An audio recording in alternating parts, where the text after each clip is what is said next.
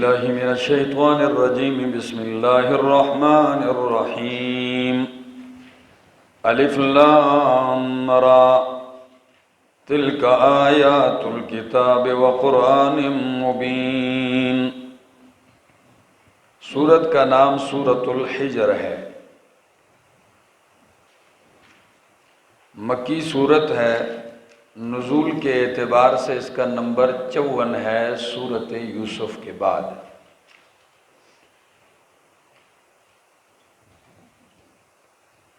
ترتیب مصحفی میں اس کا نمبر ہے 15واں، 14 صورتیں اس سے پہلے ہم پڑھ چکے ہیں۔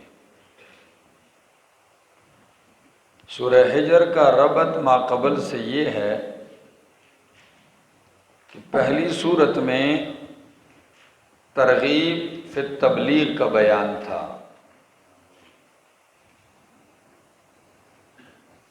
تو اس صورت میں ان لوگوں کا انجام ہے جو اس مسئلے کا انکار کرتے ہیں۔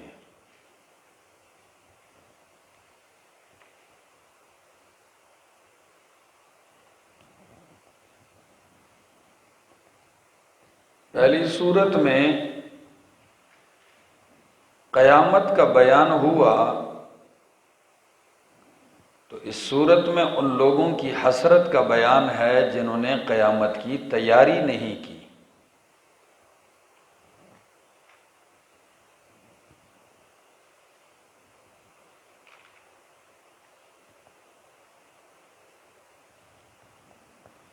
پہلی صورت کا آغاز حکمت نزول قرآن سے ہوا، اور اس صورت کا آغاز صداقت القرآن سے ہے۔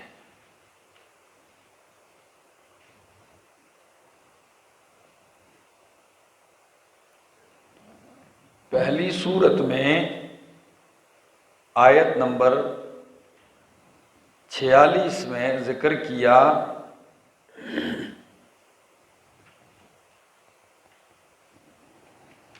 کہ وَمَكَرُوا مَكْرَهُمْ وَعِنْدَ اللَّهِ مَكْرُهُمْ، تو اس صورت میں ان کے اس مکر اور تدبیر اور فریب کے نمونے ذکر کیے جائیں گے، جس طرح صالح علیہ السلام کے خلاف انہوں نے کیا۔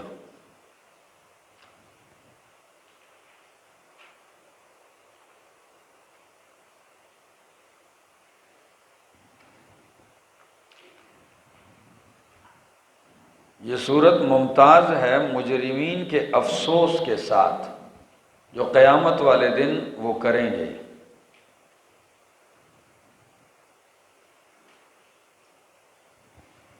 اور وہ افسوس اور حسرت یہ ہے ربما یود الذین کفروا لو کانوا مسلمین۔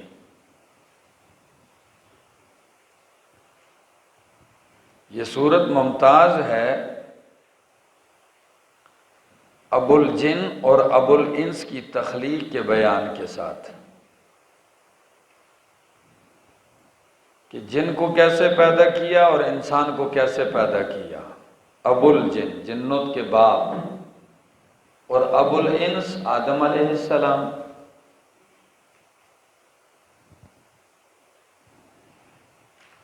یہ صورت ممتاز ہے جہنم کے ابواب دروازوں کے بیان سے، کہ جہنم کے 7 دروازے ہوں گے، اور ہر دروازے کے لیے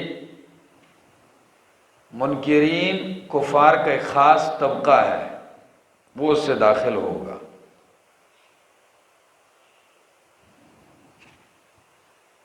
یہ صورت ممتاز ہے نبی علیہ السلام کو اس بات کا امر کہ آپ عبادت کریں اپنے رب کی یہاں تک کہ موت آئے۔ موت تک عبادت کی کوئی چھوٹ نہیں ہے۔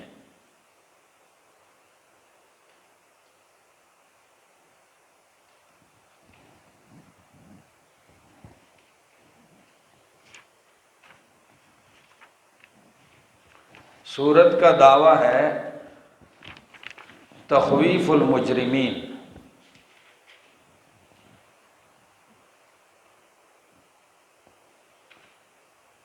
بذکر الاقوام السابقہ،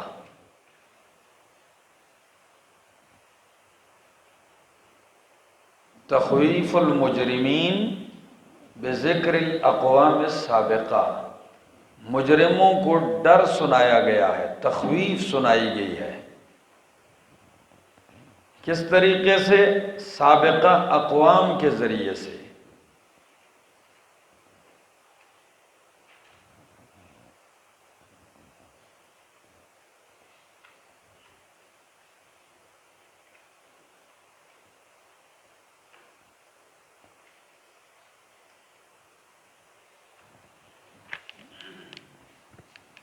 خلاصہ صورت،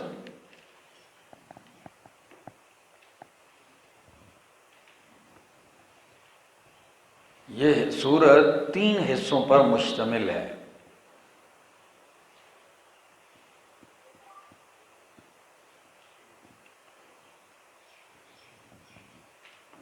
پہلا حصہ آیت 1 سے 15 تک،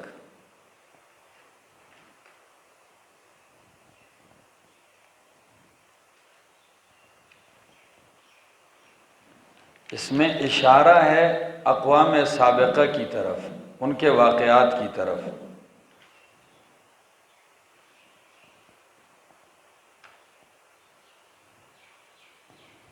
دوسرا حصہ آیت نمبر 50 تک ہے، 15 سے 50 تک۔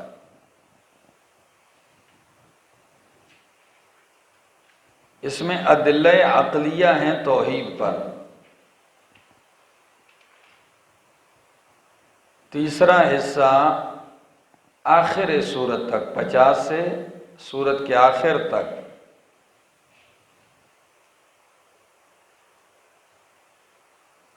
اس میں تخویف ہے اور اقوام مہلکہ، جن اقوام کو اللہ نے ہلاک کیا ہے ان کا ذکر ہے۔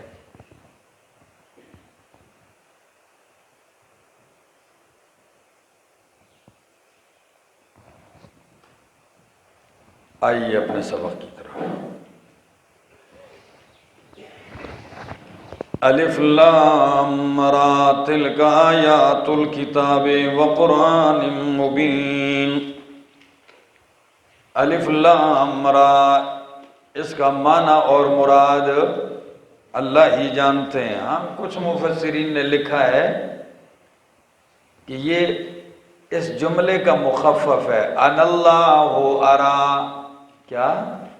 ان اللہ ارا، میں اللہ ہوں اور میں دیکھ رہا ہوں۔ آپ قرآن سنائیں۔ تلک آیات الکتاب وقرآن مبین، یہ آیتیں ہیں کتاب کی اور قرآن مبین کی۔ یہ آیتیں ہیں کتاب کی اور قرآن مبین کی۔ وہ عطف تفسیر ہے۔ کیا ہے؟ یہاں عطف تفسیر ہے، واو تفسیریہ ہے۔ یہ آیتیں کتاب کی ہیں، یعنی قرآن مبین کی ہیں۔ قرآن کی صفت ذکر کی ہے مبین۔ کیا؟ ہاں، تو میں نے پہلے بتایا تھا کیا ہوتا ہے اس میں، دلائل نقلیہ کو اشارہ ہوتا ہے، حکیم ہو تو وہاں ہاں، ٹھیک ہے جی۔ تو قرآن کی صفت مبین ہے۔ مبین کا معنی ایک یہ ہے قرآن واضح، ایک، اور اگر یہ متعدی معنی میں ہو تو قرآن واضح کرنے والا، ٹھیک ہے جی۔ تو قرآن خود واضح ہے اور مسائل کو واضح کرتا ہے۔ ربما یود الذین کفروا لو کانوا مسلمین، بہت مرتبہ چاہیں گے، خواہش کریں گے وہ لوگ جنہوں نے کفر کیا، لو کانوا مسلمین، کاش کے ہوتے وہ مسلمان۔ لفظ ربا یہ حروف جارہ میں سے ہے، ٹھیک ہے نا۔ تو یہ استعمال ہوتا ہے قلت اور کثرت دونوں کے لیے۔ کیا؟ تو کچھ مفسرین نے آپ کو اردو کے تفاسیر کو آپ دیکھیں گے تو معنی ملے گا کہ ایک دفعہ چاہت کا اظہار کریں گے، ایک دفعہ وہ خواہش کا اظہار کریں گے، ٹھیک ہے؟ یعنی ایک موقع ایسا آئے گا کہ کافر یہ چاہت اور ارمان کریں گے کاش کہ ہم کیا ہوتے، تو یہ اشارہ قلت کی طرف ہوگا، اور کثرت کے لیے ہو تو پھر معنی کیا ہے؟ ربما، بہت مرتبہ، یود الذین، چاہیں گے وہ لوگ جنہوں نے کفر کیا، لو کانوا مسلمین، کہ ہوتے وہ مسلمان، کاش کہ وہ مسلمان ہوتے، تو بہت دفعہ نہیں، تسبیح کے دانوں پہ بھی ارمان کرتا رہے تو کوئی فائدہ نہیں ہے۔ ذرہم یاکلوا ویتمتعوا، چھوڑ دے میرے پیغمبر ان کو، یاکلوا، کھاتے رہیں، ویتمتعوا، اور فائدہ اٹھاتے رہیں، ویلہہم الامل فسوف یعلمون، اور ڈھیل دی ہے، یلہہم الامل، غفلت میں ڈال دیا ہے ان کو، الامل، امیدوں نے، فسوف یعلمون، پس ان قریب یہ جان لیں گے۔ اب تو یہ کسی صورت نہیں مانتے، لیکن ایک وقت یہ ضرور ارمان کریں گے کہ کاش ہم مسلمان ہوتے۔ اب میرے پیغمبر چھوڑ دیجیے ان کو، لگے رہیں، جو زندگی کے دن اللہ نے رکھے ہیں اس میں خوب فائدہ اٹھا لیں۔ وَيُلْهِهِمُ الْعَمَلُ، ہاں، الہا کا معنی کیا ہوتا ہے؟ غافل کرنا، جیسے الہاکم التکاثر، غفلت میں ڈال دیا تمہیں مال کی کثرت نے، ٹھیک ہے نا، تکاثر کثرت کی طلب نے، تو یلہہم العمل، غفلت میں ڈال دیا ان کو، العمل، امیدوں نے، ہاں کرتے کچھ نہیں، صرف امیدیں ہی لگائی ہوئی ہیں، نہ توحید مانتے ہیں نہ سنت مانتے ہیں، اور امیدیں کس کی؟ جنت کی، جنت تو ہے ہی ہماری۔ فرمایا فسوف یعلمون، پس ان قریب یہ جان لیں گے۔ وما اہلکنا من قریۃ الا ولہا کتاب معلوم، اور نہیں ہلاک کیا ہم نے کسی بستی کو، الا ولہا کتاب معلوم، مگر ہوتا ہے اس کے لیے نوشتہ معلوم۔ کتاب بمعنی مکتوب، کیا؟ نوشت کا معنی ہوتا ہے لکھنا، ٹھیک ہے نا، یعنی ان کے لیے ایک وقت مقرر لکھا ہوتا ہے، جیسے قرآن نے دوسرے مقام پہ کہا لِكُلِّ أُمَّةٍ أَجَلٌ، ٹھیک ہے، اور یہاں بھی کہا آگے لفظ آ رہے ہیں، فرمایا مَا تَسْبِقُ مِنْ أُمَّةٍ أَجَلَهَا، نہیں آگے بڑھ سکے گی کوئی امت اجلہا، اپنے نیٹے سے، وَمَا يَسْتَأْخِرُونَ، اور نہ اسے پیچھے ہٹ سکے گی۔ وَقَالُوا يَا أَيُّهَا الَّذِي نُزِّلَ عَلَيْهِ الذِّكْرُ إِنَّكَ لَمَجْنُونَ، وَقَالُوا، اور یہ کہتے ہیں، یا ایُّهَا الَّذِي نُزِّلَ عَلَيْهِ الذِّكْرُ، اے وہ شخص، نُزِّلَ عَلَيْهِ الذِّكْرُ، جس پہ ذکر اتارا گیا ہے، یعنی قرآن، جس پر نصیحت اتاری گئی ہے، إِنَّكَ لَمَجْنُونَ، بے شک البتہ تو مجنون، دیوانہ ہے، پاگل ہے۔ لَوْ مَا تَأْتِينَا بِالْمَلَائِكَةِ إِن كُنْتَ مِنَ الصَّادِقِينَ، لَوْ مَا تَأْتِينَا، کیوں تو نہیں لے آتا ہمارے پاس فرشتوں کو، اگر تو ہے سچوں میں سے۔ فرشتے آ کے کیوں گواہی نہیں دیتے؟ ہمیں کہہ دیں کہ یہ پیغمبر سچے ہیں، تو فرشتے کیوں نہیں لے کے آتا؟ یہ سوال کوئی ایک دفعہ نہیں گزرا ہے، آپ پیچھے دیکھ رہے ہیں، بار بار یہ گزرا ہے، سورۃ بنی اسرائیل میں پھر آگے آئے گا۔ تو پیغمبر کو مجنون کہا، کیا کہا؟ چونکہ ان کا ماحول ایسا تھا کہ مشرک، سارے مشرک تھے، توحید کو جانتا بھی کوئی نہیں، اور 40 سال کے بعد جب پیغمبر نے قرآن کا مسئلہ اٹھایا تو وہ شروع میں کہنے لگتا ہے کوئی ان کا دماغی توازن کیا ہو گیا ہے، خراب ہو گیا، تو کبھی کبھی تو دم کرنے والے لے آتے، منتر شنتر پھونکنے والے بھی لے آتے کہ جی ہمارے اس بھتیجے کو کچھ ہوا ہے، جیسے حضرت زماد رضی اللہ تعالیٰ عنہ کو بھی لے کے آئے، زماد ازدی، اس کو بھی کہا جی پیسے بھی آپ کو ملیں گے، سب کچھ، ہم ہمارے بھتیجے کو کیا کر دیں، دم کر دیں۔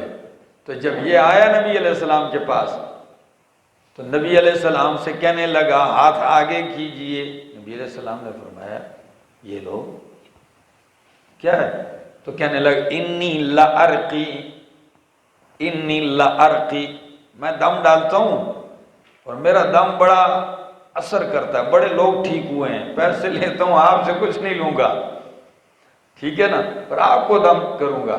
نبی علیہ السلام نے مسکراتے ہوئے فرمایا پوچھتے نہیں ہو کہ مجھے بیماری کیا ہے، ویسے ہی دم ڈالتے ہو؟ تو کہنے لگا جی بولے بولے، آپ کو کیا مسئلہ ہے؟ فرمایا الحمدللہ نحمدہ ونستعینہ ونستغفرہ ونؤمن بہ ونتوکل علیہ، مسلم کے الفاظ ہیں۔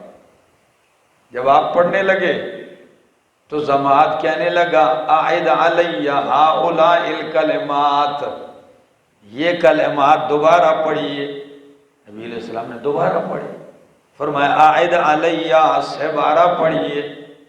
نبی علیہ السلام نے 12 پڑھے تو کہنے لگا آیا تو میں آپ کا علاج کرنے تھا لیکن میرا خود اپنا علاج ہو گیا۔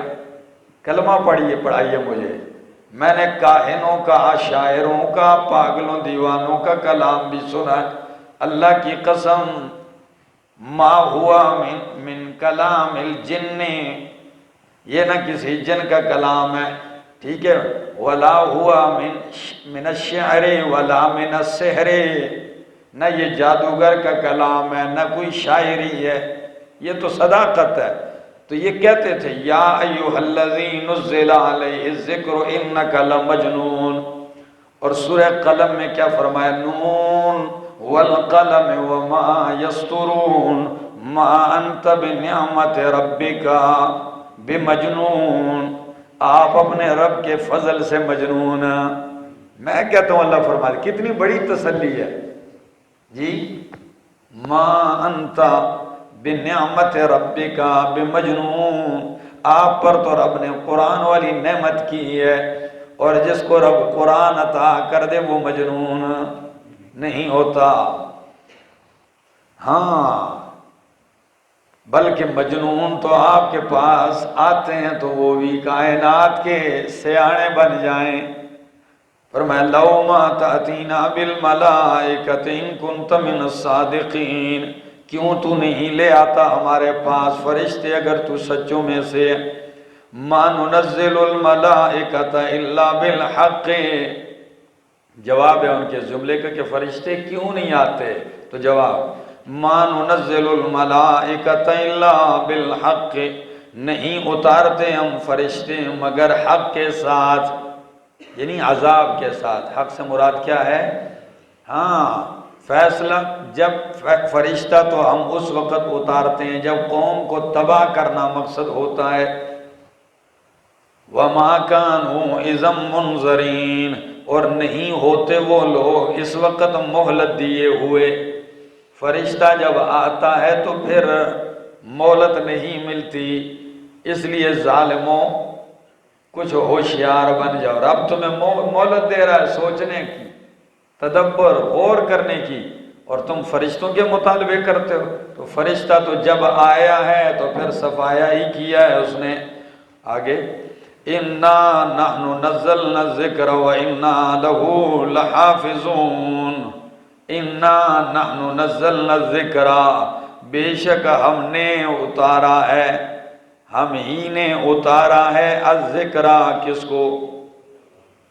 قرآن کو۔ آپ دیکھیں میں نے شروع میں کہا 60 سے زیادہ نام، جب آپ نے اسماء القرآن الکریم لکھے تو ذرا ان چیزوں کو غور سے دیکھیں کہ اللہ اپنی کتاب کو کتنے ناموں سے ذکر کرتے ہیں۔ تو کئی مقامات پہ قرآن کو اللہ نے کیا فرمایا؟ ذکر فرمایا۔ تو آج کل لوگ کہتے ہیں فلاں ذکر کو نہیں مانتا، فلاں اس کو نہیں مانتا، اس سے بڑا ذکر کوئی نہیں ہے۔ یہ تو وہ ذکر ہے کہ جسے اللہ نے ذکر کہا ہے۔ اور ذکر کا ایک معنی ہوتا ہے پند و نصیحت۔ کیا؟ تو نصیحت بنا کے قرآن کو نازل کیا ہے، ٹھیک ہے جی۔ فرمایا انا نحن نزلنا الذکر، بے شک ہم ہی نے اتارا ہے نصیحت کو، اس پند و نصیحت کو، وَإِنَّا لَهُ لَحَافِظُونَ، اور بے شک ہم ہی اس کی حفاظت کرنے والے ہیں۔ یہ پہلی بات کا جواب ہے۔ کیسے؟ فرمایا او سادھو، قرآن ہم نے اتارا ہے، ہم ہی اس کی حفاظت کرنے والے ہیں۔ تو دنیا کے لوگوں، جب تم کسی چیز کی حفاظت کرنا چاہو تو وہ دیوانے کو دیتے ہو؟ بولو، آپ جب کسی چیز کی حفاظت کرنا چاہتے ہو تو کس کو دیتے ہو؟ عقل مند، دانا، ہوشیار کو یا پاگل کو؟ تو معلوم ہوا کہ میں نے جو پیغمبر کو قرآن دیا ہے تو یہ پاگل دیوانہ کائنات میں اس سے ہوشیار ہے ہی کوئی نہیں۔ آپ جب کسی چیز کی حفاظت کرنا چاہیں، کوئی چیز جب اس کو محفوظ کرو تو آپ دیوانوں کو دیتے ہیں۔ دماغ خراب ہے آپ لوگوں کا۔ انا نحن نزلنا الذکر وانا له لحافظون۔ اور آیت اپنے عموم کے اعتبار سے یہ بتلاتی ہے کہ قرآن کی حفاظت کا ذمہ کس نے لیا ہے؟ ہاں، الفاظ کی حفاظت، معنی کی حفاظت۔ کوئی الفاظ نہیں بدل سکتا۔ کم از کم 14 صدیاں گزر گئیں، دنیا نے سب کچھ کرنے کی کوشش کی ہے لیکن اس کو نہیں بدل سکے۔ سب کچھ کوشش ہوئی ہے۔ اچھا، دوسری تحریف معنوی، معنی بھی نہیں بدل سکتے۔ آپ کہیں گے کرنے کی کوشش کرتے ہیں لوگ لیکن ان کی وہ تحریف چلتی نہیں۔ سمجھ میں آ گئی؟ معنی تشریحات میں ہیرا پھیریاں کرتے ہیں لیکن وہ چل، کیونکہ الفاظ محفوظ ہیں۔ تو اگر کوئی معنی بدلنے کی کوشش کرتا ہے تو پکڑا جاتا ہے۔ امام قرطبی رحمۃ اللہ تعالی علیہ نے اسی کے ذیل میں لکھا ہے، مامون الرشید خلیفہ کے دربار میں تفسیر قرطبی، یہی مقام ہے۔ ایک شخص آیا، مجلس لگی ہوئی، بادشاہ ہے نا، داخل ہوا، بڑا بہترین لباس پہنا ہوا ہے، نفیس۔ جب بیٹھا تو انہوں نے کہا اسرائیلی انت، کیا آپ اسرائیلی تو نہیں ہیں؟ یہودی؟ نے کہا ہاں ہوں۔ انہوں نے کہا میں آپ کو پیشکش کرتا ہوں آپ مسلمان ہو جائیں، ہمارا دین قبول کر لیں، آپ کو جو چاہیے میں بادشاہ ہوں، نواز دوں گا۔ وہ کہنے لگا دینی و دین و آبائی، میرا میرے باپ دادا کا دین ایسے کہاں چھوڑتا ہوں، پیسے شیسے آفر شافر نہیں قبول کرتا میں۔ بہرحال ایک بات بادشاہ کی تھی، کوئی معمولی آدمی نہیں۔ خلیفہ ایک بات کرے تو اگلے کے دماغ میں گھس جاتی ہے۔ اٹھا جب مجلس سے تو چل پڑا، کہنے لگا آؤ آزما کے تو دیکھوں ای قرآن، تورات، انجیل۔ خطاط تھا، بہترین لکھائی کرنے والا تھا۔ کہتا ہے میں نے 3 نسخے تورات کے لکھے، ان میں خوب تحریف کی، آگے پیچھے کر کے۔ پھر وہ جا کے تورات ان کے مدرسوں میں ان کے طلباء علماء کے سامنے پیش کی، سب نے قبول کر لیا، ماشاءاللہ آپ نے تو بہترین کارنامہ سر انجام دیا۔ پھر انجیل کے 3 نسخے لکھے، وہ بھی پیش کیے، منظور ہو گئے، ابھی تک کوئی نسخہ واپس نہیں آیا۔ پھر آیا قرآن کریم کے نسخے لکھے، آگے پیچھے الفاظ اوپر نیچے کیے، اور مسلمانوں کے مدرسے میں لے گیا، وہاں بچے پڑھ رہے تھے۔ جب ان کو دیا تو ایک جب پڑھنے لگے، بھئی ادھر غلط ہے، یہ غلط لکھا ہے۔ دوسرے نے کہا ادھر بھی غلط ہے۔ جب 2-3 نسخے چیک کیے، انہوں نے کہا اس کو پکڑو۔ کہتے ہیں جان چھڑانی مشکل ہو گئی۔ تو میں سمجھ گیا کہ قرآن ہی محفوظ کتاب ہے۔ کیا ہے؟ یہ تو میرا اپنا آزمایا ہوا ہے، وہ کہتا ہے تو پھر سال کے بعد جب یہ شخص مامون الرشید کے محل میں پھر آیا تو صورت شکل حلیہ مسلمان والا ہے، تو انہوں نے کہا آپ وہی نہیں ہیں جو پچھلے سال یہودی تھے؟ کہا آپ؟ الحمدللہ میں مسلمان ہوں۔ انہوں نے کہا بھئی پھر آپ نے تو پیسے ٹھکرائے تو ویسے ہی کیسے مسلمان ہو گئے؟ انہوں نے کہا میں نے اس کے اوپر تجربہ کیا ہے، یہ تو اس تجربے کے بعد میں اس بات پہ پہنچا ہوں کہ قرآن دین ہے، کتاب ہے محفوظ، اس میں کوئی رد و بدل، اس کی حفاظت کا ذمہ واقعی اللہ نے لیا ہے۔ تو قرآن کہتا ہے اِنَّا نَحْنُ نَزَّلْنَا الذِّكْرَ وَإِنَّا لَهُ لَحَافِظُونَ وَلَقَدْ أَرْسَلْنَا مِن قَبْلِكَ فِي شِيَعِ الْأَوَّلِينَ، اور البتہ تحقیق بھیجے ہیں ہم نے آپ سے پہلے رسول، فی شیع الاولین، پہلوں کے گروہوں میں، جماعتوں میں، وہ پہلے جتنی جماعتیں گروہ گزرے ہیں ان میں اللہ نے شیعہ ایک الگ گروہ کو کہتے ہیں، ٹھیک ہے نا۔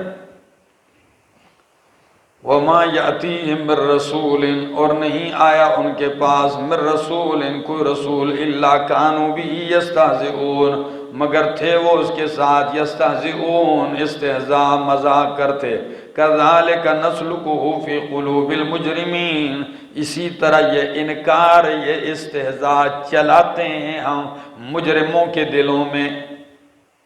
نَسْلُكُهُ، ہو ضمیر کا مرجع استہزاء ایک، یہ انکار دو، فی قلوب المجرمین مجرموں کے دلوں میں۔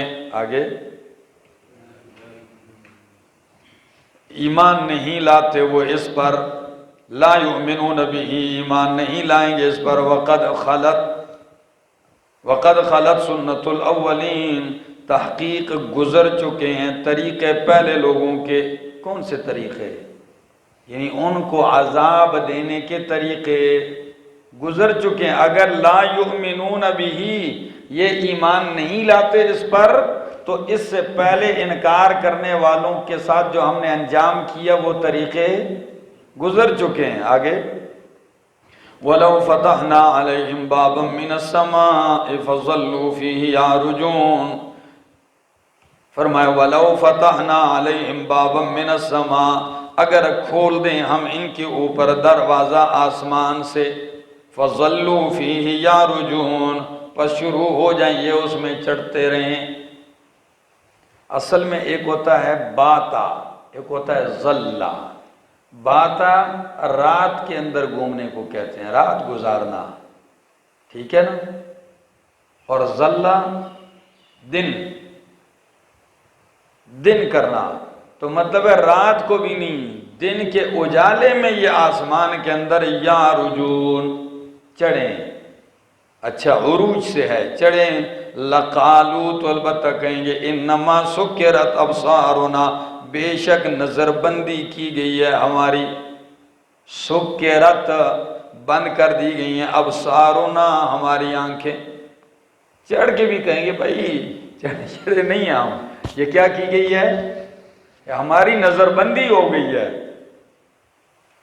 بل نحن قوم مسحورون بلکہ ہم قوم ہے جادو زدہ، مسحورون ہاں ہم پہ جادو چل گیا ہے۔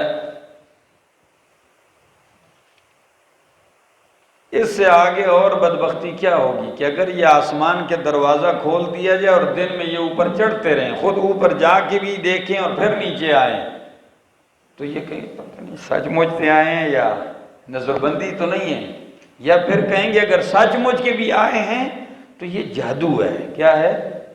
یہ جادو ہے۔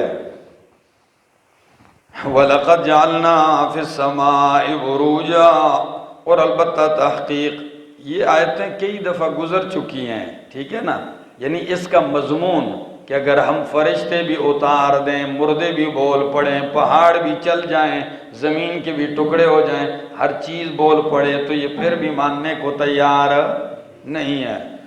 وَلَقَدْ جَعَلْنَا فِي السَّمَاءِ بُرُوجًا البتہ تحقیق ہم نے بنائے آسمان میں بروجا، برج۔ یہ برج کیا ہے؟ ایک معنی مفہوم مفسرین کرام فرماتے ہیں کہ بروج کہتے ہیں منازل کو، سورج چاند کے منازل کو، جس میں سورج سفر کرتا ہے، جس پہ چاند سفر کرتا ہے۔ بعض مفسرین فرماتے ہیں کہ بروج سے مراد بڑے بڑے ستارے ہیں۔ کیا ہیں؟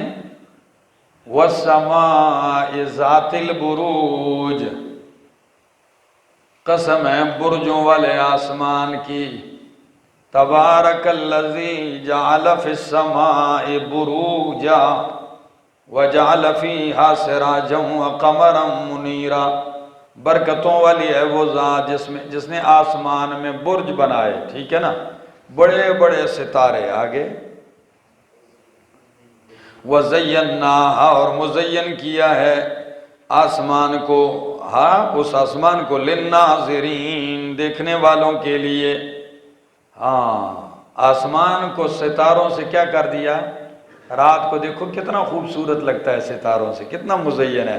وَحَفِظْنَاهَا مِنْ كُلِّ شَيْطَانٍ الرَّجِيمٍ، اور ہم نے حفاظت کی ہے آسمان کی، من کل شیطان الرجیم، ہر شیطان مردود سے، یعنی اوپر شیطان مردود نہیں جا سکتے۔ الا من استرق السمع، مگر جو کہ چوری چھپے سنے السمع، بات کو۔ استراقہ کا معنی ہوتا ہے چھپ کے سننا، چوری کرنا، تو سرقہ نہیں کہا، استراقہ، کیا؟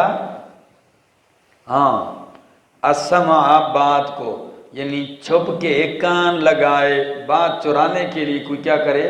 کان لگائے۔ فرشتوں کی باتیں سننے کے لیے شیاطین کی یہ بڑی بیماری تھی، ایک دوسرے پہ چڑھ چڑھ کے اوپر جاتے باتیں سننے کے لیے، اور اگر کوئی ایک قد بات سن لیتے فرشتوں کی، آپس کی گفتگو یا کوئی فیصلہ ہوتا، تو دڑلے سے نیچے گرتے سیدھا نجومیوں کے پاس پہنچ جاتے۔ تو جب نجومی کے پاس پہنچتے، ایک بات سچی 99 ساتھ جھوٹی ملا لیتے، تو نجومی وہ ایک بات سچی کہہ دیتا، تو اس کے بعد ہزاروں جھوٹ بولتا، تو لوگ کیا کہتے؟ اس ایک کو یاد کرتے، وہ ہزاروں جھوٹ کی طرف نہ دیکھتے، کہتے بھائی چلو، تو لوگ گمراہ ہوتے۔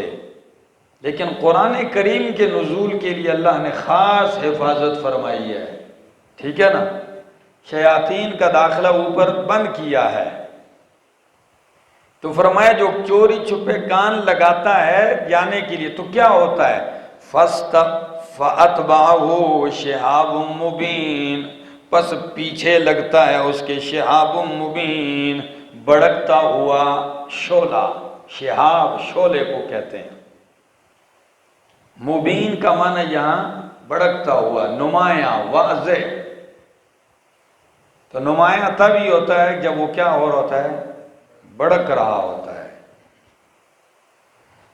والارض مددناہا، اور بنایا زمین کو، والارض، اور زمین کو، مددناہا، پھیلایا ہم نے، والقینا فیہا رواسیا، اور بنائے ہم نے، ڈالے ہیں اس میں، رواسیا، پہاڑ، وَأَنبَتْنَا فِيهَا مِنْ كُلِّ شَيْءٍ مَوْزُونٍ، اور اگائے، پیدا کیے ہم نے اس زمین اور اس پہاڑوں میں، من کل شیء موزون، ہر قسم کی وزنی چیزیں۔ ایک معنی موزون، وزن سے، کیا؟ تو جتنی بھی وزنی ہے، سونا ہے، چاندی ہے، کوئلہ ہے، یہ ساری کیا ہیں؟ پیٹرول ہیں، یہ سب وزنی چیزیں ہیں۔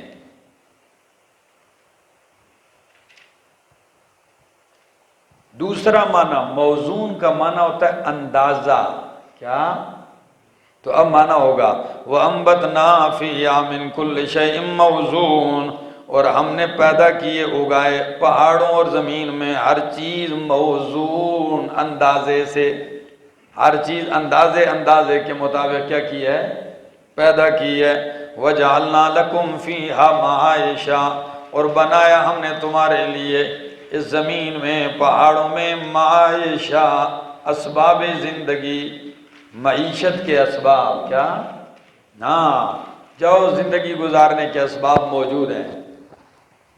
کوئی پھل توڑ رہا ہے تو کوئی لکڑیاں کاٹ رہا ہے، کوئی کیا نکال رہا ہے، کوئی کیا نکال رہا ہے، سب کی روزی لگی ہوئی۔ کوئی گندم کی کٹائی کر رہا ہے تو کوئی ان کی جو ہے وہ ہل چلا رہا ہے۔ وَمَن لَّسْتُم لَّهُ بِرَازِقِينَ، دو الفاظ ذکر کیے، تمہارے لیے بھی روزی کے اسباب ہیں، وَمَن لَّسْتُم لَّهُ بِرَازِقِينَ، اور ان کے لیے بھی میں نے روزی رکھی ہے، زندگی گزارنے کے لیے اسباب پیدا کیے ہیں کہ نہیں ہو تم ان کے لیے روزی دینے والے، نہیں ہو تم ان کو روزی دینے والے۔ کیا مطلب ہے اس کا؟ بھائی سنو، کیونکہ مخلوق میں کچھ ایسے بھی ہیں جو تم نے گھروں میں پالے ہوئے ہیں، گائے ہے، بکری ہے، بیل ہے، بھینس ہے، ان کو تم گھاس کاٹ کے لا کے دیتے ہو، چارہ لا کے دیتے ہو، ان کو تو تم کھلا رہے ہو، لیکن ایسی بھی مخلوق ہے کہ تم انہیں چارہ نہیں کھلاتے، ان کو کون کھلا رہا ہے؟ اللہ کھلا رہا ہے۔ تو ہزاروں جاندار اللہ نے پیدا کیے، اللہ انہیں کھلا رہا ہے۔ سمندر کی مچھلیوں کو آپ کھلا رہے ہو، یہ جنگل میں اتنی مخلوق رہتی ہے، ان کے لیے گھاس چارہ آپ کاٹ کے لے آتے ہو؟ فرمایا نہیں، تمہارے لیے بھی اور جن کو تم روزی اپنے ہاتھوں سے نہیں دیتے ان کے لیے بھی میں نے زندگی کے اسباب مہیا کیے۔ آگے وَإِن مِّن شَيْءٍ إِلَّا عِندَنَا خَزَائِنُهُ، اور نہیں ہے کوئی چیز مگر ہمارے پاس اس کے خزانے ہیں۔ کیا ہیں؟ عندنا خزائنہ، کتنے بڑے خزانے، ہر چیز کے خزانے۔ لیکن بات اتنی ہے کہ وَمَا نُنَزِّلُهُ إِلَّا بِقَدَرٍ مَّعْلُومٍ، نہیں اتارتے ہم ان کو مگر معلوم اندازے سے۔ خزانے ہر چیز کے ہیں لیکن ایک ترتیب رکھی ہے، ایک اندازے سے اتارتے ہیں۔ یہ نظام چلا رہا ہے اللہ، کیا نظام ہے میرے مالک کا۔ اور خزانے آپ دیکھ لیں، ایک لمحے ایک وقت میں دنیا میں کتنے کروڑوں ہاں مخلوق پیدا ہوتی ہے، اور ہر ایک کو دو دو آنکھیں، دو دو کان مل رہے ہیں۔ سوچو تو صحیح، کتنے بڑے خزانے اس کے، اتنی مخلوق کھا رہی ہے، ہر چیز کے خزانے۔ آگے وَأَرْسَلْنَا الرِّيَاحَ لَوَاقِحَ، اور ہم بھیجتے ہیں ہواؤں کو، لواقح جو بوجھل بادلوں کو اٹھانے والی ہیں، لواقح اٹھانے والی ہیں۔ کس کو اٹھانے والی ہیں؟ بادلوں کو، بڑے بڑے وزنی بادل اٹھاتی ہیں۔ فَأَنزَلْنَا مِنَ السَّمَاءِ مَاءً، جب ہوائیں ان کو اٹھا لیتی ہیں تو پھر ہم برساتے ہیں اوپر سے ماءً، پانی، پس ہم اتارتے ہیں اوپر سے پانی۔ فَأَسْقَيْنَاكُمُوهُ، پس ہم پلاتے ہیں تمہیں۔ اللہ، انتظام سمجھ میں آ رہا ہے؟ اصل میں لواقح لاقحتن کی جمع ہے، کس کی؟ تو لاقحتن کا معنی ہوتا ہے حمل اٹھانے والی۔ تو آپ کو اردو تفاسیر میں، اردو تراجم میں، چونکہ ہم اردو میں درس دے رہے ہیں تو اردو کے اندر آپ کو یہ بھی معنی ملے گا، وَأَرْسَلْنَا الرِّيَاحَ لَوَاقِحَ، اور بھیجا ہم نے ہواؤں کو، لواقحا، جو بوجھل کرنے والی ہیں، بوجھل کرنے والی ہیں۔ اب اس کے اندر کیا فرق ہے؟ بوجھل کرنے والی ہیں تو بوجھل ایسے کہ بادل خود بوجھل نہیں ہوتے، بادلوں کو ہوا پہلے لے جاتی ہے سمندر تک، یہاں سے بوجھل کرتی ہیں، پھر وہاں سے ان کو اٹھاتی ہیں۔ بات سمجھ میں آ رہی؟ ایک اور یا لواقح بوجھل کرنے والی تو صرف بادل ہی نہیں، بادل ہی نہیں، اصل میں پیٹ کے حمل کو بھی کہتے ہیں، جیسے کہتے ہیں لقحت الابل، لقحت الناقۃ اذا حملت ہو۔ سمجھ میں آ رہی؟ تو اب اس معنی کے اعتبار سے اتنا عام ہو گیا معنی کہ ہوائیں درختوں کے بیج کو بھی اٹھاتی ہیں، درختوں میں بھی مذکر مؤنث ہوتے ہیں، تو ایک درخت کے بیج کو اٹھا کے دوسرے درخت میں لے کے جاتی ہیں، تو اس درخت میں پھل پیدا ہوتا ہے، وہ بوجھل ہو جاتا ہے، حمل اٹھا لیتی ہیں۔ یہ سب ہوا ہی کے ذریعے تو ہو رہا ہے۔ اور اس کا میں عمرے کے لیے جب ہم گئے تو ہم مدینہ منورہ میں، ہمارے دوست ہیں، ان کا باغ ہے، جب وہاں پہنچے تو میں نے ان سے کہا یہ کھجوریں کیا ترتیب ہے؟ اتنے بڑے بڑے گچھے لگے اور کسی میں دانہ نہیں ہوتا تھا، تو میں نے کہا یہ کہتے ہیں یہ مذکر ہے، یہ جس میں پھل نہیں، یہ کیا ہے؟ میں نے کہا اس سے کیا کرتے ہو؟ تو کہنے لگے اوپر ایسے گچھا سا ہوتا تھا جس میں بھورا سا لگا ہوتا، کہتے ہیں اس کو کاٹ کے اس بھورے کو ہم دوسرے جو مادہ ہے نا اس کے اوپر گچھے کے وہاں اس کے اوپر رکھ دیتے ہیں تو وہ پھل دیتا ہے۔ کیا؟ تو میں نے کہا اگر کسی کے پاس گھر میں ایک کھجور ہو تو کہتے ہیں کہ ایک ہو تو وہ دانے نہیں دے گی، ایک ہو تو وہ دانہ پھل نہیں آئے گا اس کا۔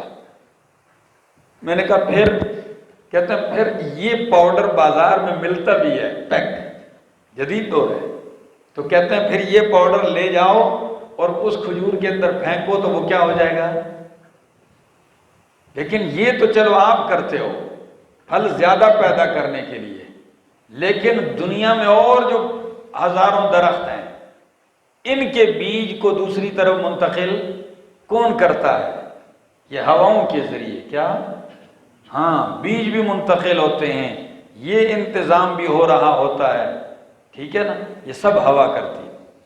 تو بہرحال جو بھی لے لو مانا، فَأَنزَلْنَا مِنَ السَّمَاءِ مَاءً، نبی علیہ السلام جب مدینہ منورہ تشریف لے گئے نا تو اہل مدینہ کو یہ دیکھا، مکے والے تو کھجور تو وہاں نہیں تھی، باغ تو تھے نہیں، جب مدینہ والوں کو دیکھا کہ یہ کام کر رہے ہیں، بھائی یہ نہیں کرو، یہ کیا کر رہے ہو، ایک کہ وہ بورا کاٹ کے ادھر رکھتے، یہ کیا آپ نے لگا، نہیں کرو۔ جب منع کیا اگلے سال فصل نہیں ہوئی، تو صحابہ کرام رضوان اللہ تعالی علیہم اجمعین نے فرمایا، یہ صحیح مسلم کی حدیث ہے، فرمایا یا رسول اللہ صلی اللہ علیہ وسلم آپ نے منع کیا فصل نہیں ہوئی؟ نبی علیہ السلام نے فرمایا انتم اعلم بامور دنیاکم، دنیاوی کام تم زیادہ سمجھتے ہو، وہ تو میری ایک رائے تھی، کوئی شرعی حکم نہیں تھا کہ کوئی حرام ہے۔ تو میں نے کہا یہ اپنے لیے مشقت تم نے بنا رکھی ہے، یہ گچھے اتار کے ادھر لے جاتے ہو تو بھائی چھوڑو، خود بخود آئیں گے، لہٰذا اب کیا کرو، جس طرح تم پہلے کرتے تھے لگے رہو، ٹھیک ہے۔ تو ارسلنا الرياح لواقح فانزلنا من السماء ماء، پس اتارا ہم نے آسمان سے پانی، فاسقیناکموہ، پس ہم نے پلایا وہ تمہیں، وما انتم لہ بخازنین، نہیں ہو تم اس پانی کو خزانہ کرنے والے، جمع کرنے والے۔ یہ اللہ کا نظام ہے، تم جمع کر سکتے ہو اتنا پانی جو آپ کے ساری زندگی کے پینے کے لیے، غسل کے لیے، کپڑے دھونے کے لیے کام آئے؟ یہ اللہ کا نظام ہے، جتنا اس کی ضرورت ہے اتنا ہی وافر مقدار میں اللہ نے اس کا کیا کر دیا؟ ذخیرہ کر دیا ہے، نہیں ہو تم اس کو جمع کرنے والے۔ کبھی تالابوں میں کیا جمع، تو کبھی زمین کی تہوں میں، بارش برستی ہے، زمین جتنا بھی وہ پانی ہوتا ہے سارا چوس لیتی ہے، پھر تم اسے ضرورت کے مطابق بور کر کے، کنویں کھود کے نکالتے رہتے ہو، اور کیا کہتے ہو؟ تازہ پانی ہے۔ کیا ہے؟ اب تازہ کا کیا مطلب ہے؟ چاہے ہزاروں سال پہلے کا کیوں نہ ہو، لیکن جب وہ کنویں سے نکلتا ہے تو تازہ ہے، رب نے رکھا ہے۔ اور گلاس میں 5-6 گھنٹے کے بعد اس کو تازہ نہیں کہتے، رب نے ہزاروں سال سے رکھا ہوا ہے، نکالو کیا ہے؟ اور آپ رات گزرے گیا، وہ بھئی شام کا پانی ہے، یہ تازہ، یہ رب کے عجائبات ہیں، غور تو کرے انسان۔ اللہ اللہ، آگے جی، ایک زمزم کا پانی ہے، جس کو دنیا نے تجربے بھی کیے ہیں، ہم بھی دیکھتے ہیں کہ سالہ سال پڑا رہتا ہے، تو جو ادھر سے تازہ لے آؤ اور جو سالہ سال پہلے پڑا ہوتا ہے وہ ایک جیسا ہوتا ہے۔ ہمارے پاس ایک بابا ادھر ہیں، وہ کہتے ہیں کہ میرے پاس 40 سال پرانا والا پانی بھی پڑا ہوا ہے۔ کہتے ہیں 40 سال پہلے میں گیا وہ پانی بھی ہے۔ تو میں نے کہا وہ پیتے نہیں ہو؟ کہتے ہیں جی وہ پیا ہے، اس کو میں نے سیمپل کے طور پر رکھا ہوا ہے، اس کے بعد کئی دفعہ گیا ہوں تو اور پانی بھی لے کے آیا ہوں، لیکن فرق ان میں نہیں۔ اللہ کا نظام ہے۔ وَإِنَّا لَنَحْنُ نُحْيِي وَنُمِيتُ، اور بے شک ہم ہی البتہ زندہ کرتے ہیں، وَنُمِيتُ، اور مارتے ہیں، وَنَحْنُ الْوَارِثُونَ، اور ہم ہی وارث ہیں۔ تم وارث سارے چلے جاؤ گے، آخر میں کون رہے گا؟ اللہ رہے گا۔ آگے وَلَقَدْ عَلِمْنَا الْمُسْتَقْدِمِينَ مِنْكُمْ وَلَقَدْ عَلِمْنَا الْمُسْتَأْخِرِينَ، البتہ تحقیق ہم جانتے ہیں تم میں سے پہلوں کو بھی اور پچھلوں کو بھی، مستقدمین آگے ہونے والوں کو بھی اور پیچھے رہنے والوں کو بھی۔ کون؟ جو پہلے گزر گئے ہیں ہم انہیں بھی جانتے ہیں، جو پیچھے آ رہے ہیں ہم انہیں بھی جانتے ہیں۔ ایک یا مستقدمین جو دنیا سے چلے جا چکے مردے، اور مستاخرین جو پیچھے آ رہے ہیں یا آنے والے ہیں، ٹھیک ہے یہ۔ یا مستقدمین جو اس مسئلے کو ماننے میں پہل کرنے والے ہیں اور جو اس مسئلہ توحید سے پیچھے ہونے والے ہیں، سب جانتے ہیں۔ لفظ ایسا استعمال کر دیا کہ مفسرین نے 20 مصداقات ذکر کیے ہیں، لیکن ان میں کوئی ٹکراؤ آیت میں سب کے لیے گنجائش ہے۔ یہ کمال ہے قرآن کا۔ وَإِنَّ رَبَّكَ، بے شک تیرا رب، هُوَ يَحْشُرُهُمْ، وہی ان کو اٹھائے گا، إِنَّهُ حَكِيمٌ عَلِيمٌ، بے شک وہ حکیم ہے، علیم علم والا ہے۔ تیرا رب ہی ان کو اکٹھا کرے گا، بے شک وہ حکیم اور علیم ہے۔ وَلَقَدْ خَلَقْنَا الْإِنسَانَ مِنْ حَمَإٍ مَسْنُونٍ، البتہ تحقیق ہم نے پیدا کیا انسان کو من صلصال من حمأ مسنون، من صلصال من حمأ مسنون، بجنے والی مٹی کے خلاصے سے۔ میں معنی کروں گا، لکھنا نہیں، یہ بھی لکھ لو، ٹھیک ہے، لغوی معنی بھی کروا دوں۔ ہم نے پیدا کیا انسان کو بجنے والی مٹی کے خلاصے سے۔ صلصال، قرآن کریم میں انسان کی تخلیق کے لیے جو مٹی ذکر کی ہے، اس کے مختلف مراحل ذکر کیے ہیں۔ تراب، عام مٹی، کیا؟ طین، جب اس میں پانی پڑ جائے، یہ بھی لفظ ذکر آتا ہے قرآن میں طین کا، طوا کے ساتھ۔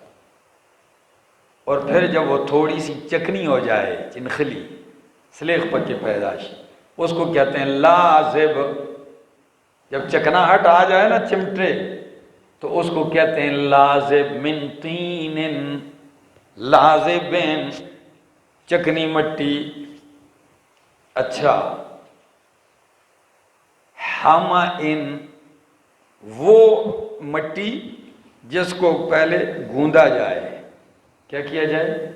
گوندا جائے، اور وہ خمیر ہو جائے، خمبیرشی، خمیر ہو جائے، اور اس کا رنگ سیاہی مائل ہو جائے، وقت گزرنے کے بعد اس کا رنگ سیاہی مائل ہو جائے، اور بو بھی آ جائے، اس میں بو بھی پیدا ہو جائے،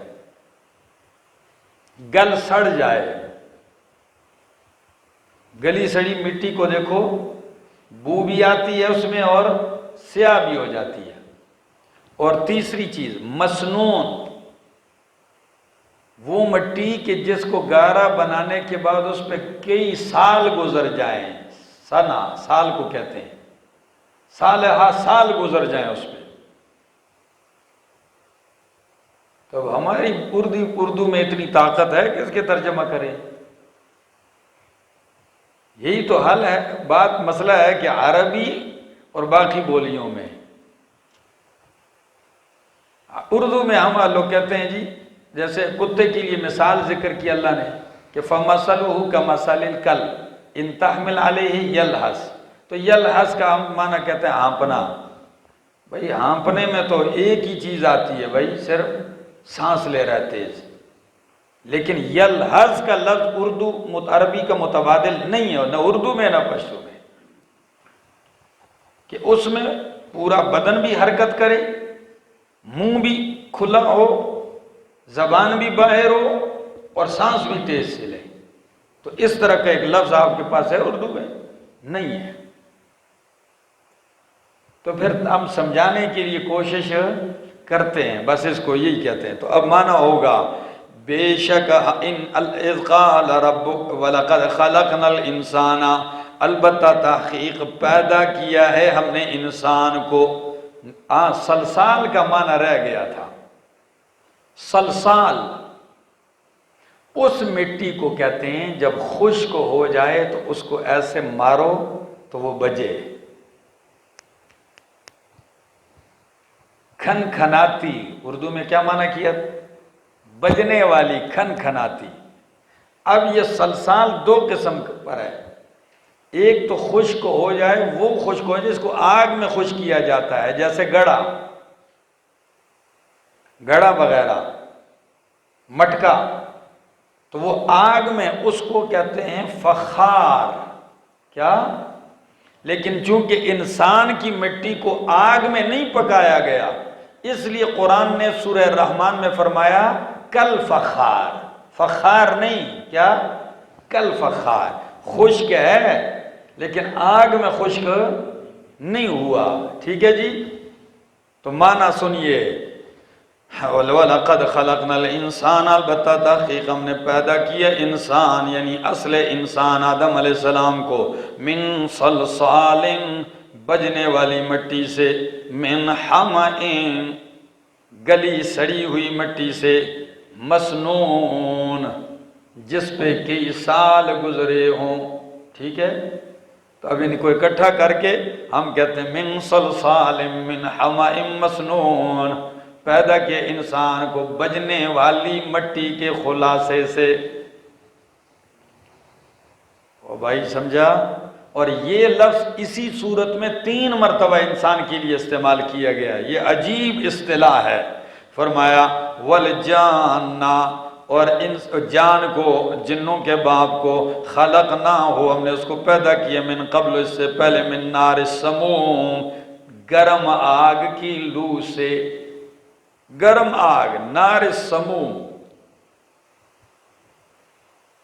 آگ کے شعلے سے۔ ٹھیک ہے نا؟ اور شعلے میں بھی سموم وہ حصہ ہے جو دھوئیں سے نیچے ہو، ایک تو جہاں آگ دھواں شروع کر دے نا، آگ جل رہی ہو، تو ایک حصہ درمیان میں ہوتا ہے بالکل خالص، اس کی تپش زیادہ ہوتی ہے، اور ایک آگ کا وہ حصہ ہوتا ہے جس کے ساتھ دھواں بھی مل رہا ہوتا ہے، اس میں تپش کیا ہوتی ہے؟ کم ہوتی ہے۔ سمجھ میں آ رہی؟ جی ہاں۔ تو فرمایا پیدا کیا ہم نے جان کو، جان جنوں کا پہلا جو باپ ہے اس کا نام کیا ہے؟ جان۔ ہمارے ساتھ ایک دوست پڑھتا تھا کہ والد صاحب کا نام تھا غلام جان، تو ہم پڑھ رہے تھے، جب یہ سبق پہ ہم پہنچے تو سبق پڑھنے کے بعد طلباء اس کو شروع ہو گئے کہ بھئی تیرا باپ جو ہے وہ تو اس کے ساتھ نوکری کرتا رہا ہے، جنوں کے باپ کے ساتھ وہ ملازم تھا اس کا۔ اب وہ تنگ ہو رہا تھا نا، کہ بھئی کیوں؟ غلام جان ہے، اور جان کو اللہ نے کس سے پیدا کیا ہے؟ تو اب تم بتاؤ، تم بھی اسی سے پیدا ہو۔ تو بہرحال دیکھو بھائی، جان یہ جنوں کا باپ، اور آدم علیہ السلام انسانوں کے باپ ہیں۔ آگے جی، اب یہاں کچھ لوگ کہتے ہیں جنوں کا باپ ابلیس ہے، نہیں بھائی، اس کی کوئی تفصیل ہے، اس کو جان نہیں کہا ہے۔ آگے جی، من قبل، اس سے پہلے، وَإِذْ قَالَ رَبُّكَ لِلْمَلَائِكَةِ، جب کہا تیرے رب نے فرشتوں سے، انی خالق بشرا، بے شک میں بنانے والا ہوں، پیدا کرنے والا ہوں، بشرا، بشر کو، من صلصال من حمأ مسنون، بجنے والی مٹی کے خلاصے سے، فَإِذَا سَوَّيْتُهُ، پس جب میں اس کو برابر کر دوں، وَنَفَخْتُ فِيهِ مِن رُوحِي، اور پھونک دوں اس میں اپنی طرف سے روح، فَقَعُوا لَهُ سَاجِدِينَ، تو گر جاؤ اس کے لیے سجدے میں، فَسَجَدَ الْمَلَائِكَةُ كُلُّهُمْ أَجْمَعُونَ، پس سجدہ کیا فرشتوں نے، کلہم سب کے سب نے، اجمعون اکٹھے ہو کر کیا ہے۔ کیا عجیب الفاظ استعمال کیے، سب نے کیا اور اکٹھے ہو کر کیا ہے، الا ابلیس، مگر ابلیس نے نہیں کیا، ابا انکار کیا، یکون مع الساجدین، یہ کہ ہو وہ سجدہ کرنے والوں میں سے، یعنی سجدہ کرنے والوں میں سے نہیں ہوا۔ قالا کہا یا ابلیس، اے ابلیس، ما لکل اللہ تکون مع الساجدین، کیا ہو گیا تجھے، کیوں نہیں ہوا تو سجدہ کرنے والوں کے ساتھ، تو ساجدین کے ساتھ کیوں نہیں ہوا؟ فلسفہ سنو پھر اس کا۔ قالا کہتا ہے لم اکن لاسجد لبشر، نہیں ہوں میں کہ سجدہ کروں لبشر، کسی لبشر، بشر کے لیے، خلقتہ من صلصال من حمأ مسنون، ایسے بشر کو جس کو آپ نے پیدا کیا ہے بجنے والی مٹی کے خلاصے سے، میں اس کو سجدہ نہیں کرتا۔ اور قرآن دوسرے مقام پہ کہتا ہے، کہنے لگا انا خیر منہ خلقتنی من نار وخلقتہ من طین، تو اللہ نے فرمایا فاخرج منہا، نکل جا یہاں سے، فإنک رجیم، نکل جا جنت سے، نکل جا فرشتوں کی مجلس سے، اس لیے کہ تو کیا ہے، رجیم، راندہ درگاہ، مردود ہے، کیا ہے، وَإِنَّ عَلَيْكَ اللَّعْنَةَ إِلَىٰ يَوْمِ الدِّينِ، اور بے شک تیرے اوپر لعنت ہے قیامت تک۔ قَالَ کہا رب فَأَنذِرْنِي إِلَىٰ يَوْمِ يُبْعَثُونَ، پس مجھے مہلت دے دے اٹھائے جانے کے دن تک۔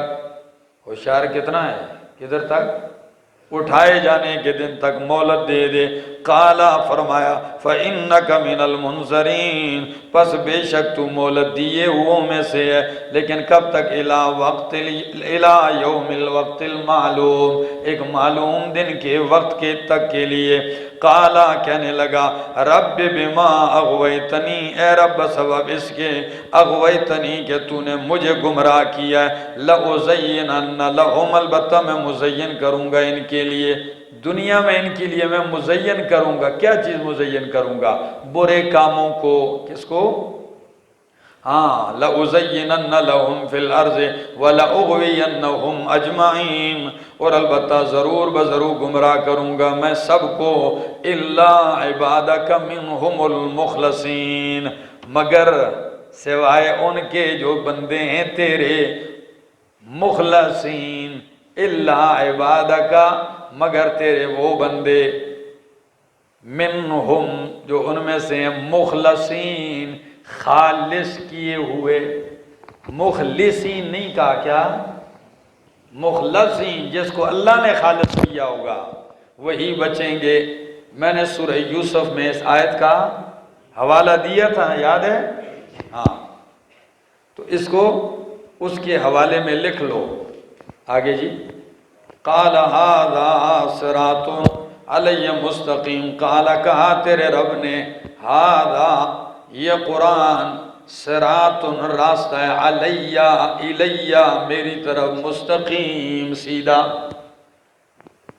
یہ بیان، یہ حق کا بیان، یا یہ قرآن صراط راستہ ہے، علیہ بمانے الیہ میری طرف، مستقیم سیدھا۔ آگے، ان عبادی لیس لک علیہم سلطان، بے شک میرے بندے نہیں ہے تیرے لیے، علیہم ان کے اوپر، سلطان کوئی زور، الا من اتبعک من الغاوین، مگر وہی جو تابعداری کریں گے تیری ان میں، من الغاوین گمراہوں میں سے، تیرا زور دبدبہ انہی پہ چلے گا، میرے خاص بندوں پہ تیرا کوئی زور چال نہیں چلے گی۔ وَإِنَّ جَهَنَّمَ لَمَوْعِدُهُمْ أَجْمَعِينَ، اور جو تیرے گمراہ ہیں، جن کو تو گمراہ کرے گا، تو فرمایا ان جہنم، بے شک جہنم، لموعدہم، سب کے وعدے کی جگہ ہے، اجمعین، سب کے وعدے کی جگہ کیا ہے؟ جہنم ہے۔ لہا سبعۃ ابواب، اس کے 7 دروازے ہیں۔ کتنے؟ ہاں، اور جنت کے 8 دروازے ہیں۔ تو جہنم کے 7 دروازے، لکل باب منہم جزء مقسوم، ہر دروازے کے لیے منہم، ان گمراہوں میں سے، جزء حصہ ہے، مقسوم مقرر کیا ہوا، تقسیم کیا ہوا۔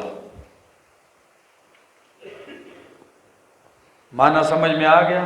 یعنی جہنم کے دروازے ہیں، اسی طرح مشرکین، کافرین، ضالین، غاوین، یہ بھی، ان کو بھی تقسیم کر دیا جائے گا، ایک گروہ ایک دروازے سے، دوسرا گروہ دوسرے دروازے سے۔ جس طرح جنت کے لیے بھی لوگ کیا ہوں گے، کوئی باب الصلاۃ سے آ رہا ہے، کوئی باب الجہاد سے آ رہا ہے جی، اور کوئی باب الریان سے آ رہا ہے۔ کیا؟ ریان، یہ کون سا دروازہ ہے؟ روزے داروں کے لیے۔ تو عجیب بات ہے، باب الصلاۃ کو باب الصلاۃ کہا ہے، باب الزکوٰۃ کو باب الزکوٰۃ کہا ہے، جہاد والے کو باب الجہاد، اور روزے والے کو باب الصوم نہیں کہا، بلکہ کیوں؟ کہ ریان ضد ہے عطشان کی۔ کس کی؟ عطشان، پیاسے کو کہتے ہیں، کس کو؟ اور ریان، جب بندہ خوب افطاری میں پی لے نا ایک جام بھرا ہوا شربت کا، ہاں، تو کہتے ہیں ریان، سیر ہو گیا۔ تو دروازہ اللہ نے ایسا رکھا کہ بندہ، تو نے پیاس برداشت کی ہے، جزا من جنس العمل، اسی کی جنس سے، اس کے ضد میں تجھے کیا دے دوں گا کہ تو سیر ہو جائے گا، کھائے گا پیے گا، کیا ہوگا؟ سیر ہو جائے گا۔ آگے جی،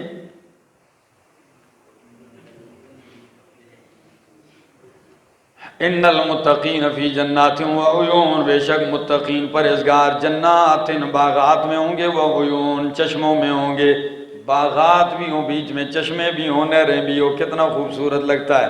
ادخلوہا بسلام آمنین، اور کہا جائے گا، یقال لہم، کہا جائے گا ان سے، ادخلوہا، داخل ہو جاؤ اس میں، بسلام، کس کے ساتھ؟ سلامتی کے ساتھ۔ ایک معنی بسلام، سلام کے ساتھ، یعنی آتے ہوئے تمہیں فرشتے دروازوں پہ کھڑے ہو کے کیا پیش کریں گے؟ ہاں، تو دونوں معنی، سلامتی کے ساتھ داخل ہو جاؤ، آمینین، امن کے ساتھ داخل ہو جاؤ۔ یہ 2 چیزیں جنت ہی میں ہیں، سلامتی اور امن۔ آگے، تو پھر دل میں آتا ہے امن اور سلامتی کس طرح ہوگی؟ کچھ لوگ ہیں تو جنتی موحد، لیکن دنیا میں ان کی کوئی انبن تو رہی ہوگی، ٹھیک ہے نا؟ کوئی ایک دل میں کدورت، کوئی خفگیاں، کوئی ناراضگیاں، تو کہیں ادھر ہی ایک دوسرے کو پکڑ کے دیکھیں تو ٹھہر جائے، یار ادھر آ گیا، ادھر ایک دوسرے کو مارنے نہ لگ جائیں۔ تو فرمایا نہیں نہیں نہیں، ایسی بات نہیں ہوگی۔ ہاں، ہم چھوٹے چھوٹے تھے تو ہم سنتے کہ بھائی واقعات سنتے، تو ایک دن میں نے استاد سے پوچھا اسکول میں نے کہا استاد جی یہ آپ قصہ سنا رہے، حضرت امیر حمزہ رضی اللہ تعالیٰ عنہ کو شہید کیا کس نے؟ حضرت وحشی رضی اللہ تعالیٰ عنہ نے۔ تو حضرت وحشی کو بعد میں اللہ نے ایمان کی دولت نصیب کر دی بعد میں، تو میرے دماغ میں یہ کھٹکتا تھا، میں نے کہا استاد جی یہ بھی جنت میں جا رہے ہیں، اور ساتھ امیر حمزہ رضی اللہ تعالیٰ عنہ بھی جنت میں جا رہے ہوں، تو وہ ان کو چھوڑیں گے؟ تو استاد میں بھائی چھوڑو، فضول سوال نہ کرو۔ تو مجھے یہ چیز سمجھ، بچپنا تھا، لیکن قرآن نے کیا کہا؟ وَنَزَعْنَا مَا فِي صُدُورِهِم مِّن غِلٍّ، جو بھی ان کے سینوں میں ہوگی غل، میل، کدورت، ہم کیا کر دیں گے؟ نکال دیں گے۔ جنت جانے سے پہلے ساری چیزیں نکل جائیں گی۔ اور اخوانا، اے یکونو اخوانا، کیا ہو جائیں گے؟ بھائی ہو جائیں گے، علی سرر متقابلین، تختوں پر بیٹھے ہوں گے متقابلین، سامنے ایک دوسرے کو دیکھ رہے ہوں گے، ہیں کتنا مزہ آئے گا، سارے تخت پہ ایسے بیٹھے ہوں گے، ہیں آصف صاحب بھی بیٹھے ہوں گے، حاجی صاحب کونے میں بیٹھے ہوں گے ٹیک لگائے ہوئے، اور متقابلین سامنے، اور ان مناظر کا بھی ذکر کریں گے۔ دنیا میں بھی ہم بیٹھے تھے بھائی، کوئی پابندی تو نہیں ہے نا، فرمایا علی سرر متقابلین لا یمسہم فیہا نصب وما ہم منہا بمخرجین، نہیں پہنچے گی ان کو اس جنت میں نصب، تھکاوٹ، کیا ادھر تو بندہ لیٹے لیٹے بھی تھک جاتا ہے، تو بیٹھے بیٹھے بھی تھک جاتا ہے، چلے تو چلتے چلتے تھک جاتا ہے، اگر زیادہ کھائے تو کھاتے بھی تھک جاتا ہے۔ ادھر ہر جگہ کیا ہے، جہاں کے جو بستر پہ پڑے وہ کہتے ہیں لیٹ کے تھک گئے، جو صوفوں پہ بیٹھے وہ کہتے ہیں بیٹھ بیٹھ کے تھک گئے، جو چل رہے ہیں تو ان کا ارمان ہے بیٹھنے کا، تو ادھر تھکاوٹ ادھر یہ چیز نہیں ہوگی، کوئی تھکاوٹ نہیں پہنچے گی ان کو، وَمَا هُم مِّنْهَا بِمُخْرَجِينَ، اور نہیں ہیں وہ اس سے نکالے جانے والے، مخرجین ان کو نکالا بھی وہاں سے نہیں جائے گا۔ نَبِّئْ عِبَادِي، اب جنت کا جب یہ منظر پیش کیا نا، منہ میں پانی آ جاتا ہے، دل اڑنے لگتا ہے، جب اڑتا ہے تو فرمایا میرا پیغمبر نَبِّئْ عِبَادِي اَنِّي أَنَا الْغَفُورُ الرَّحِيمُ، اعلان کر دے میرے بندوں کو کہ انی انا الغفور الرحیم۔ اگر دل اڑا ہے نا توبہ کر لے، کیا کر لے، چاہتا ہے تیرا دل تیار ہوئے توبہ کر لے، میرا رب کیا ہے اللہ۔ نبئ عبادی، بتلا دے میرے بندوں کو کہ انی انا الغفور الرحیم، کہ بے شک میں ہی بخشنے والا مہربان ہوں۔ آگے وَإِنَّ عَذَابِي هُوَ الْعَذَابُ الْعَلِيمُ، اور میرا عذاب وہی دردناک عذاب ہے۔ نَبِّئْهُمْ، میرا عذاب وہی دردناک کیوں کہا، یعنی عذاب تو دنیا میں لوگ بھی دیتے ہیں ایک دوسرے کو، جیسے کافر مومنوں کو، لیکن لازمی نہیں ہے کہ وہ دردناک ہو۔ ابراہیم علیہ السلام کو تو وہ دردناک دینا چاہ رہے تھے، لیکن اللہ نے اسے گلزار بنا دیا۔ کیا بنا دیا؟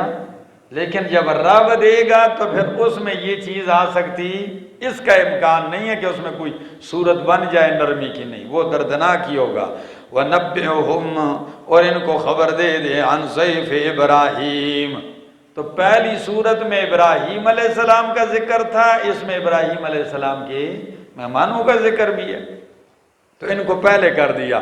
فرمایا نبئہم، بتلا دے ان کو خبر، عن ضیف ابراہیم، ابراہیم علیہ السلام کے مہمانوں کی، اذ دخلوا علیہ، جب وہ داخل ہوئے ابراہیم علیہ السلام پر، فقالوا سلاما، تو انہوں نے کیا کہا، کیا مطلب ہے، یعنی السلام علیکم کہا۔ تو ابراہیم علیہ السلام کا جواب ادھر نہیں ہے، دوسرے مقام پہ ذکر ہے، ٹھیک ہے نا، سورہ ہود میں بھی گزر چکا ہے، آیت نمبر 69 میں، قالا، تو ابراہیم علیہ السلام نے کہا انا منکم وجلون، ہم تم سے کیا کرنے والے ہیں، ڈرنے والے ہیں۔ کیوں ڈرنے والے ہیں وہ نہیں بتایا، تفصیل نہیں ہے نا، تفصیل ادھر کر دی ہے، کھانا پیش کیا انہوں نے نہیں کھایا، تو وہ بول پڑے کہ ہم تم سے کیا محسوس کر رہے ہیں، خطرہ ہے، کھانا کیوں نہیں کھایا۔ قالو، کہنے لگے لا توجل، نہ ڈر تو، انا نبشرک بغلام، ہم تجھے بشارت دینے والے ہیں ایک لڑکے کی، علیم، جو علم والا ہے، سمجھدار بچے کی بشارت دیتے ہیں۔ قالا ابشرتمونی، کیا تم مجھے بشارت دیتے ہو، علی ام مسنی الکبر، اس پر کہ پہنچا ہے مجھے بڑھاپا، مع ان مسنی الکبر، باوجود اس کے کہ مجھے کیا پہنچ چکا ہے، میں بوڑھا ہو چکا ہوں۔ فبم تبشرون، پس کس طرح تم مجھے بشارت دیتے ہو۔ بات سمجھ میں آ رہی، یعنی اسباب تو کیا ہو گئے ہیں، ختم ہو گئے ہیں۔ قالو، فرشتے کہنے لگے بشرناک بالحق، ہم نے جو آپ کو بشارت دی ہے یہ حق اور سچ ہے، فلا تکن من القانتین، پس تو نہ ہو نا امیدوں میں سے، نا امیدوں میں سے نہ ہو۔ قالا، تو اللہ کے خلیل بول پڑے کہ ایسی بات نہیں، نا امید نہیں ہوں میں۔ قالا، فرمایا وَمَن یقنت، من بمانے اللہ کے، لا یقنت من رحمتی ربہ الا الضالون، نہیں مایوس ہوتے، نا امید ہوتے اپنے رب کی رحمت سے، الا الضالون، مگر گمراہی مایوس ہوتے ہیں، میں نہیں ہوں نا امید۔ قالا، فرمایا قالا فما خطبکم ایھا المرسلون، بشارت سننے کے بعد اچھا یہ بتاؤ کہ صرف مجھے بشارت دینے ہی کے لیے آئے ہو یا کوئی اور بھی مقصد ہے؟ تو فرمایا ما خطبکم ایھا المرسلون، کیا مقصد ہے یا کیا معاملہ ہے تمہارا اے بھیجے ہوئے؟ قالو، تو کہنے لگے فرشتے، انا ارسلنا الی قوم مجرمین، ہم بھیجے گئے ہیں ایک مجرم قوم کی طرف۔ وہ مجرم قوم کون سی ہے؟ حضرت لوط علیہ السلام کی قوم۔ الا آل لوط، مگر آل لوط کے علاوہ، آل لوط بچے گی، باقی سب تباہ ہوں گے۔ انا لمنجوہم، ہم بے شک ہم انہیں بچانے والے ہیں، اجمعین، سب کو، آل لوط سب بچیں گے، ہاں، الا امرأتہ، مگر اس کی بیوی، قدرنا، ہم نے مقرر کر دیا ہے، انہا لمن الغابرین، کہ بے شک ہے وہ غابرین، کس میں سے؟ پیچھے رہنے والوں میں سے۔ آگے فلما جاء آل لوط المرسلین، پس جب آ گئے ہمارے فرشتے، کدھر آ گئے؟ آل لوط المرسلون، آل لوط کے پاس، المرسلون، فرشتے، جب آ گئے آل لوط کے پاس فرشتے، قال انکم قوم منکرون، تو لوط علیہ السلام نے کہا تم قوم ہو ناشنا۔ کیا؟ انہیں اس گاؤں کے لوگ نہیں لگتے ہو، اوپرے لوگ لگ رہے ہیں۔ تو تفصیل میں نے گزشتہ صورتوں میں کر دی ہے، لڑکوں کی صورت میں گئے تھے۔ قالو، تو فرشتے کہنے لگے بل جئناک بما کانوا فیہ یمترون، ہم آئے ہیں آپ کے پاس اس چیز کے ساتھ، یعنی وہ لے کے آئے، فیہ یمترون، جس میں یہ شک کر رہے ہیں، وَأَتَيْنَاكَ بِالْحَقِّ، اور ہم لائے ہیں آپ کے پاس سچ، حق، یعنی وہ کیا چیز ہے سچ حق؟ عذاب، جس عذاب کے اندر ان کو شک تھا، کھلے عام برائی کر رہے تھے اور ڈر بھی نہیں تھا، ہم وہی سچ لے کے آئے ہیں۔ وَإِنَّا لَصَادِقُونَ، اور بے شک ہم سچ کہنے والے ہیں۔ فَأَسْرِ بِأَهْلِكَ بِقِطْعٍ مِّنَ اللَّيْلِ، پس لے چل اپنے اہل کو، بِقِطْعٍ مِّنَ اللَّيْلِ، رات کے ایک ٹکڑے میں، کس میں؟ وَاتَّبِعْ أَدْبَارَهُمْ، تدبیر بھی بتائی کہ ان کو آگے بھیج اور آپ سب سے آخر میں ان کے پیچھے، یعنی ان کو ایسے لے جاتے ہوئے، ٹھیک ہے جی۔ وَاتَّبِعْ أَدْبَارَهُمْ، اور آپ پیروی کر ان کی پیچھے سے، آگے وَلَا يَلْتَفِتْ مِنْكُمْ أَحَدٌ، اور نہ مڑ کے دیکھے تم میں سے کوئی ایک، وَمْزُور، چلو، حَيْثُ تُؤْمَرُونَ، جہاں تمہیں حکم دیا گیا ہے، وَقَضَيْنَا إِلَيْهِ ذَلِكَ الْأَمْرَ، اور ہم نے فیصلہ دے دیا، حکم دے دیا اس کو، ذَلِكَ الْأَمْرَ، اس بات کا، ہم نے اس کو خبر دے دی، ذَلِكَ الْأَمْرَ، اس معاملے کی خبر، یعنی یہ فیصلہ ہم نے نوح علیہ السلام کو بتا دیا تھا، کیا؟ کہ ان دابر ہؤلاء مقطوع مصبحین، کہ جڑ ان لوگوں کی کاٹ دی جائے گی، مصبحین، درا، حالانکہ یہ صبح کرنے والے ہوں گے، صبح جب ہوگی تو ان کی جڑ کاٹ دی جائے گی۔ آگے وجاء اہل المدینۃ یستبشرون، آ گئے مدینہ شہر والے، قوم لوط علیہ السلام کی قوم، شہر والے آ گئے، یستبشرون، خوشیاں منا رہے تھے، خوش ہو رہے تھے۔ قال، تو فرمایا لوط علیہ السلام نے، ان ہؤلاء ضیفی، یہ میرے مہمان ہیں، فلا تفضحون، پس مجھے رسوا نہ کرو، شرمندہ نہ کرو ان کے سامنے، ماں میں شرم ہوئی۔ واتقوا اللہ، اور اللہ سے ڈرو، ولا تخزون، اور مجھے غمگین نہ کرو۔ قالوا، کہنے لگے، اولم ننہک عن العالمین، کتنے ظالم ہیں۔ الٹا لوط علیہ السلام سے کیا کہتے ہیں؟ کیا ہم نے آپ کو جہان والوں سے منع نہیں کیا؟ آپ نے ساری دنیا کی حفاظت کا ٹھیکہ اٹھایا ہوا ہے، ہم نے آپ سے نہیں کہا تھا کہ لوگوں کے بارے میں باتیں نہ کرنا؟ ہم نے آپ کو منع کیا ہے کہ لوگوں کو اپنی مرضی پہ چھوڑ دو، جو وہ کریں، آپ کو اس سے ہم نے منع کیا۔ آگے، قالا، لوط علیہ السلام نے کہا، ہؤلاء بناتی، یہ ہیں میری بیٹیاں، یعنی قوم کی بچیاں، یہ میری بیٹیاں ہیں، ان کنتم فاعلین۔ مفسرین کرام فرماتے ہیں یہ ان کا جواب محذوف ہے۔ کیا؟ وہ کیا ہے؟ فَانْكِحُوهُنَّ، کیا؟ یہ بیٹیاں ہیں شہر کے اندر جتنی میری امت کی، یہ میری بیٹیاں ہیں، فَانْكِحُوهُنَّ، جاؤ ان سے نکاح کر لو، ان کنتم فاعلین، اگر تم کرنے والے ہو۔ آگے، لَعَمْرُكَ، واقعہ ذکر کرنے کے بعد نبی علیہ السلام سے خطاب ہے، فرمایا لَعَمْرُكَ، قسم ہے تیرے عمر کی، قسم ہے تیری زندگی کی۔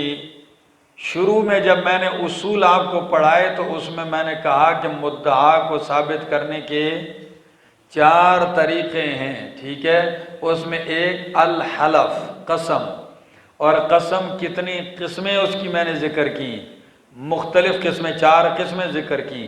تو ایک اس میں نے یہ بھی بتایا کہ یہاں قسم بمانے دعا کے ہوتا ہے، قسم بمانے دعا کے، تو لعمرک، زیادہ ہو تیری عمر، ٹھیک ہے، برکت والی ہو تیری عمر، ٹھیک ہے، جیسے جیتے رہو، کیا؟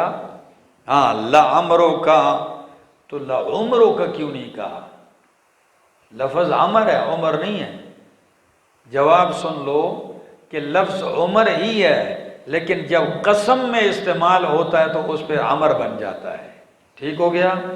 لعمرک، قسم ہے یا دراز ہو آپ کی عمر، بے شک تھے وہ لفی سکرتین، انہم، بے شک وہ لفی سکرتہم یعمہون، اپنی مستی میں سرگرداں، نبی کی بات کی پرواہ نہیں، اپنی مستی میں، شہوت میں، یامہون، بالکل سرگرداں تھے۔ فَأَخَذَتْهُمُ الصَّيْحَةُ، بس پکڑ لیا ان کو چیخ نے، مشرقین، بوقت صبح، اس حال میں کہ وہ صبح کر رہے تھے، سورج نکلنے والا تھا۔ آگے، فَجَعَلْنَا عَالِيَهَا سَافِلَهَا، پس کر دیا ہم نے اس کے اوپر کو اس نیچے، وَأَمْطَرْنَا عَلَيْهِمْ حِجَارَةً مِّن سِجِّيلٍ، اور ہم نے برسائی ان کے اوپر برسائے پتھر، من سجیل، کنکر کے بنے ہوئے۔ ان فی ذالک لآیات للمتوسمین، البتہ اس میں نشانیاں ہیں، للمتوسمین، فراست والوں کے لیے۔ کیا؟ فراست والا معنی کس طرح ہے؟ ذرا توجہ۔ وسم، سم، اسم، وسم، ہاں، یہ کس کو کہتے ہیں؟ نشان کو، علامت کو۔ تو اہل فراست وہ ہوتے ہیں جو علامات سے بات سمجھ جاتے ہیں۔ عقل مند بندہ وہ ہوتا ہے جو اشارے اور علامات سے بات کی تہ تک پہنچ جائے، یہ متوسمین ہیں۔ اور کچھ ایسے بھی ہوتے ہیں کہ وہ ان کو ڈانگ کے ذریعے بھی سمجھاؤ تو وہ نہیں سمجھتے، ٹھیک ہے نا؟ یہ بندہ بڑی مصیبت ہوتی ہے۔ ایک بندے کو آپ اشارے میں بات کریں وہ سمجھ جائے، یہ فراست والے ہوتے ہیں، ٹھیک ہے جی۔ للمتوسمین، فرمایا اس میں نشانیاں ہیں، عبرت ہے، للمتوسمین، فراست والوں کے لیے۔ وَإِنَّهَا لَبِسَبِيلٍ مُقِيمٍ، اور بے شک یہ قوم لوط کی بستی البتہ ہے لَبِسَبِيلٍ مُقِيم، سیدھی راہ پر۔ تم سفر کرتے ہو تو اس کے لیے کوئی جانا نہیں پڑتا، بالکل تمہارے راستے میں پڑتی ہے۔ آگے،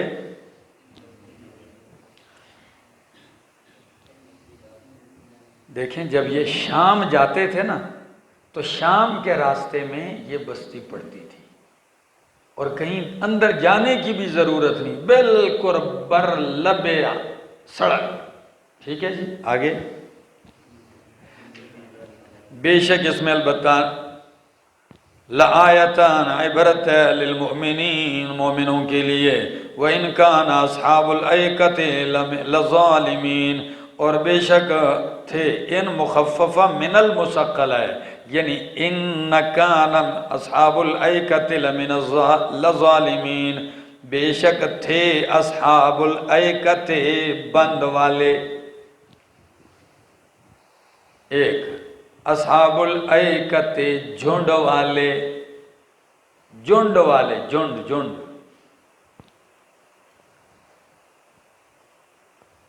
بن والا. اب سمجھ میں آ گیا پشتو؟ میں معنی کرتا ہوں. اصحاب الایکہ کون ہے؟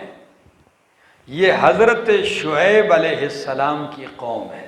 کون؟ ان کو ایکا کیوں کہتے ہیں؟ عربی میں ایکا اس جگہ کو کہتے ہیں جہاں پانی بھی ہو اور درختوں کا ایک جھنڈ ہو، بہت سارے درخت لگے ہوں. جب بہت سارے درخت ہوں اس کو ہمارے ہاں کہتے ہیں جھنڈ. ٹھیک ہے نا؟ جنگل، اور پشتوں میں اس کو کیا کہتے ہیں؟ بن والا. ٹھیک ہے نا؟ جنگل بھی کہتے ہیں لیکن بن اور تم وہی.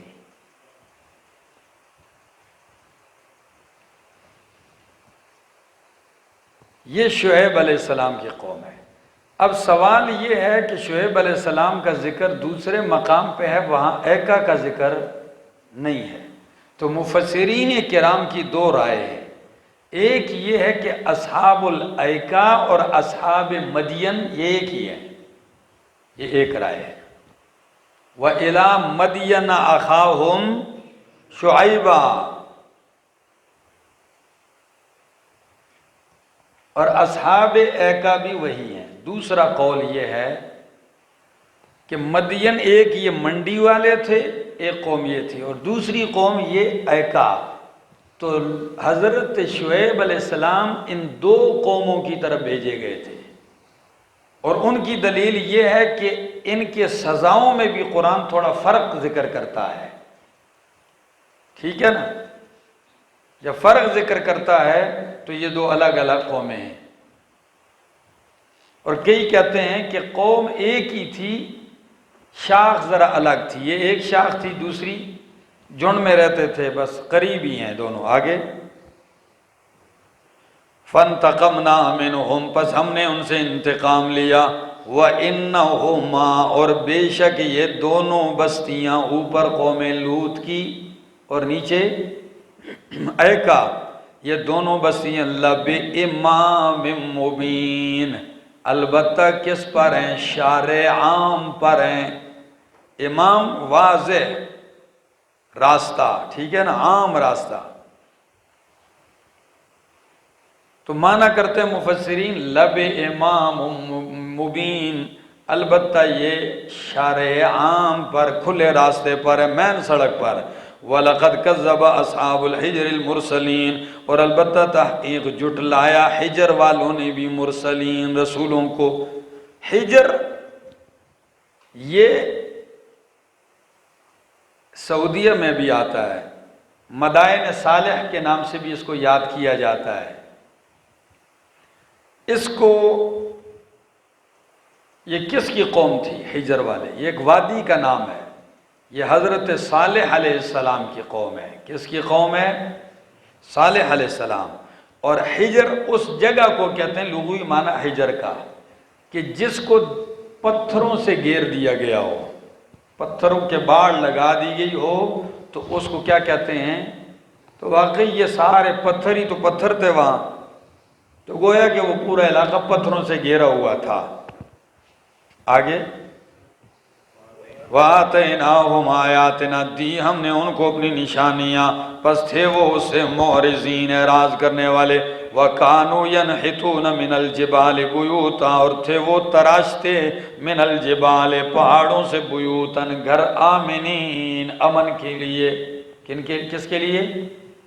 امن کے لیے پہاڑ تراش کے گھر بناتے ہیں کہ نہ کوئی زلزلے کا خطرہ ہو، نہ بارش کا کوئی خطرہ ہو، نہ گرمی ہو، نہ اس کو کوئی توڑ سکے ہیں، بم بارود کسی چیز کے بھی نہیں خطرہ، پہاڑ تراش کے اندر، ایک معنی۔ اور دوسرا آمنین، گھر تراشتے سے بڑا پرامن ہو گئے، سمجھ آ گئی؟ امن کے ساتھ، کوئی مشکل نہیں تھا ان کے لیے۔ فَأَخَذَتْهُمُ الصَّيْحَةُ مُصْبِحِينَ، پس پکڑا ان کو چیخ نے در حالے کہ وہ صبح کرنے والے تھے۔ فَمَا أَغْنَانَهُمْ، پس نہیں کام آیا ان کے، ما یکسبون، ما کانوا یکسبون، جو وہ کسب کر رہے تھے۔ کیا مطلب؟ اتنے پہاڑوں کے اندر بنے گھر امن والے بھی ان کو بچا نہ سکے، چیخ جب آئی تو کلیجے ادھر ہی پھٹ گئے۔ وَمَا خَلَقْنَا السَّمَاوَاتِ وَالْأَرْضَ وَمَا بَيْنَهُمَا إِلَّا بِالْحَقِّ، نہیں پیدا کیا ہم نے آسمان و زمین کو اور جو کچھ اس کے بیچ میں، إِلَّا بِالْحَقِّ، مگر حق کے اظہار کے لیے۔ وَإِنَّ السَّاعَةَ لَآتِيَةٌ، اور بے شک قیامت البتہ آنے والی ہے۔ فَاصْفَحِ الصَّفْحَ الْجَمِيلَ، کیا؟ ہاں، فَاصْفَحِ الصَّفْحَ الْجَمِيلَ، فَاصْفَحْ امر ہے، پس کیا کر؟ درگزر کر، فَاصْفَحْ کیا کر؟ درگزر کر، کیسا درگزر؟ الصفح الجمیل، خوبصورت اور عمدہ درگزر کرنا۔ جب قیامت میرے پیغمبر آنے والی ہے، جزا اور سزا ملے گی، تو آپ پھر انتظار کیجئے، ابھی خوبصورتی سے کیا کر دیں؟ درگزر کریں، پریشان نہ ہوں، تسلی ہے آگے۔ وَإِنَّ رَبَّكَ هُوَ الْخَلَّاقُ الْعَلِيمُ، اور بے شک تیرا رب الخلاق، بہت بڑا پیدا کرنے والا، العلیم، علم والا ہے۔ وَلَقَدْ آتَيْنَاكَ سَبْعًا مِّنَ الْمَثَانِي، البتہ تحقیق ہم نے دی ہیں آپ کو، سبعاً 7 آیتیں، من المثانی، دہرائی جانے والی۔ کس میں سے دی ہیں 7 آیتیں؟ جن کو دہرایا جاتا ہے، والقرآن العظیم، اور قرآن عظیم۔ جی یہ 7 دہرائی جانے والی، شروع میں نے فاتحہ کے درس میں آپ کو بتایا تھا۔ تو سبع المثانی بخاری کی حدیث ہے، نبی علیہ السلام نے ایک صحابی سے پوچھا کیا میں آپ کو قرآن کی سب سے زیادہ بڑی سورت نہ بتاؤں؟ اعظم سورۃ فی القرآن، اس سے پہلے کہ آپ مسجد سے نکلے فرمایا بتلائیے۔ نبی علیہ السلام نے فرمایا الحمدللہ رب العالمین، ہی سبع المثانی والقرآن العظیم، یہی سبع مثانی ہے، یہی قرآن عظیم ہے۔ ٹھیک ہے جی، آگے۔ لا تمدن عیناک، جب اتنی بڑی نعمت سے نوازا، سبع المثانی عظمت والا قرآن دیا ہے، تو فرمایا لا تمدن عینیک، نہ لمبی کر، نہ بڑھا اپنی آنکھیں، الہ اس کی طرف، ما متعنا بھی ازواجا منہم، کہ جس کے ذریعے ہم نے نفع دیا ہے ان میں سے مختلف لوگوں کو۔ الہ کس کی طرف؟ ماں اس چیز کی طرف، متعنا بھی کہ نفع دیا ہے ہم نے اس کے ذریعے، ازواجن، ازواج کیوں کہا؟ چونکہ ازواج تو جوڑے کو کہتے ہیں، یعنی یہ بھی ایک دوسرے کے ساتھ مالداری میں، دولت میں مشابہت اختیار کرتے ہیں، گویا کہ جوڑے جوڑے ہیں، ٹھیک ہے نا، مماثل ہیں ایک دوسرے کے۔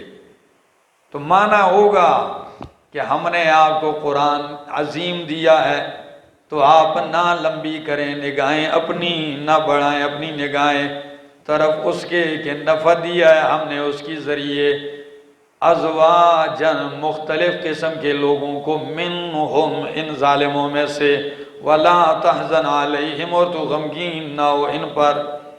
جب قرآن جیسی دولت اللہ نے دے دی ہے تو کسی کے مالوں کی طرف رش کرنے کی ضرورت نہیں ہے، اس سے بڑھ کر کوئی نعمت اور دولت نہیں ہے۔ آگے وَاخْفِضْ جَنَاحَكَ لِلْمُؤْمِنِينَ، نرم کر، واخفض کیا کر، نرم کر، ایک پست کر، کیا کر، پست کر اپنے بازو، للمؤمنین مومنوں کے لیے۔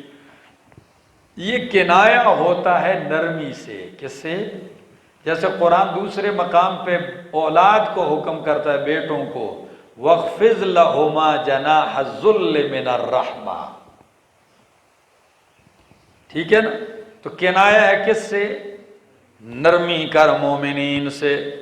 وقل، اور کہہ دے، انی انا النذیر المبین، میں ہوں ڈرانے والا کھل کر، کما انزلنا علی المقتسمین۔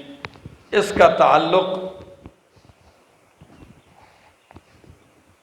اوپر ہے کہ جب ہم عذاب نازل کرتے ہیں، ان پر بھی عذاب، جس طرح ان پہ عذاب نازل کیا ہے اس طرح ان پہ بھی عذاب نازل کریں گے۔ آگے جس طرح مراد قوم صالح ہے، ٹھیک ہے نا، یا قوم شعیب ہے، کما انزلنا علی المقتسمین، ہم مکے، جس طرح ہم نے ان پر عذاب نازل کیا اسی طرح ہم نازل کرتے ہیں علی المقتسمین، کس پر؟ مقتسمین پر، تقسیم کرنے والوں پر، ایک معنی کیا؟ مقتسمین، قسمیں اٹھانے والوں پر، دوسرا معنی کما، جیسا کہ انزلنا، ہم نے نازل کیا، علی المقتسمین، مقتسمین پہ عذاب، الذین، یہ کون ہے مقتسمین؟ الذین، وہ لوگ، جعلوا القرآن عضین، جنہوں نے بنا دیا قرآن کو ٹکڑے ٹکڑے، فَوَرَبِّكَ، پس قسم ہے تیرے رب کی، البتہ ضرور بضرور ہم ان سے پوچھیں گے، سب سے۔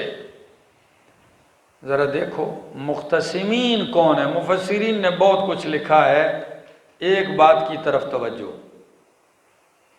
یہ مراد مکے والے ہیں۔ کون ہیں؟ مکے والے ہی مقتسمین ہیں۔ کیوں؟ حج کے لیے جب اطراف عالم سے لوگ آتے تھے تو 16 راستے تھے۔ مکے کی طرف کتنے راستے تھے؟ 16۔ ان 16 راستوں کے اوپر 16 بندے انہوں نے بٹھائے ہوئے تھے کہ ہر آنے والے کو مکہ میں جو داخل ہو اس کے دماغ میں پہلے ہی قرآن کی اور نبی علیہ السلام کی نفرت ڈالو کہ جاؤ مکہ، ان سے بچنا۔ بندے بھی تقسیم کیے، قسمیں بھی دلوائیں ان سے کہ یہ کام کرنا ہے، ڈیوٹی انہوں نے کی ہے۔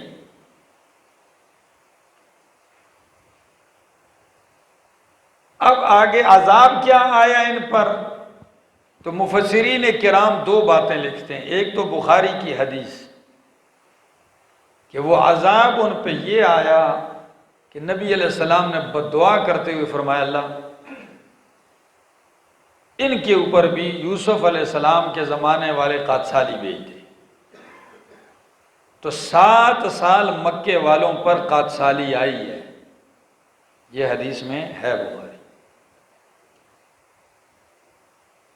یا ان مکے والوں پر عذاب کی ایک صورت یہ بھی ہے جو آپ گزشتہ دروس میں پڑھ چکے کہ بدر میں کیا ہو گئے تھے؟ مارے گئے تھے۔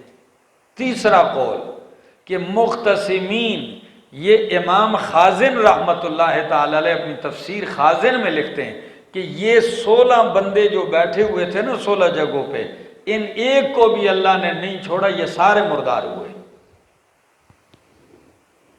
اور بطور سزا کے مرے ہیں۔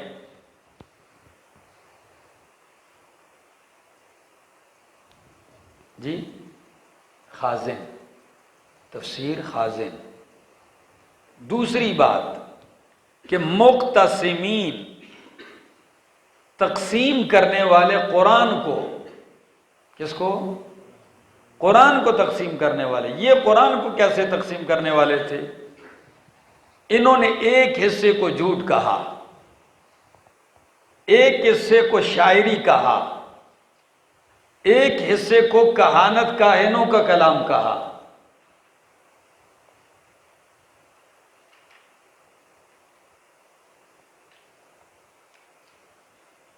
ایک حصے کو پاگلوں کا حصہ کہا، مجنون جب کہا نا،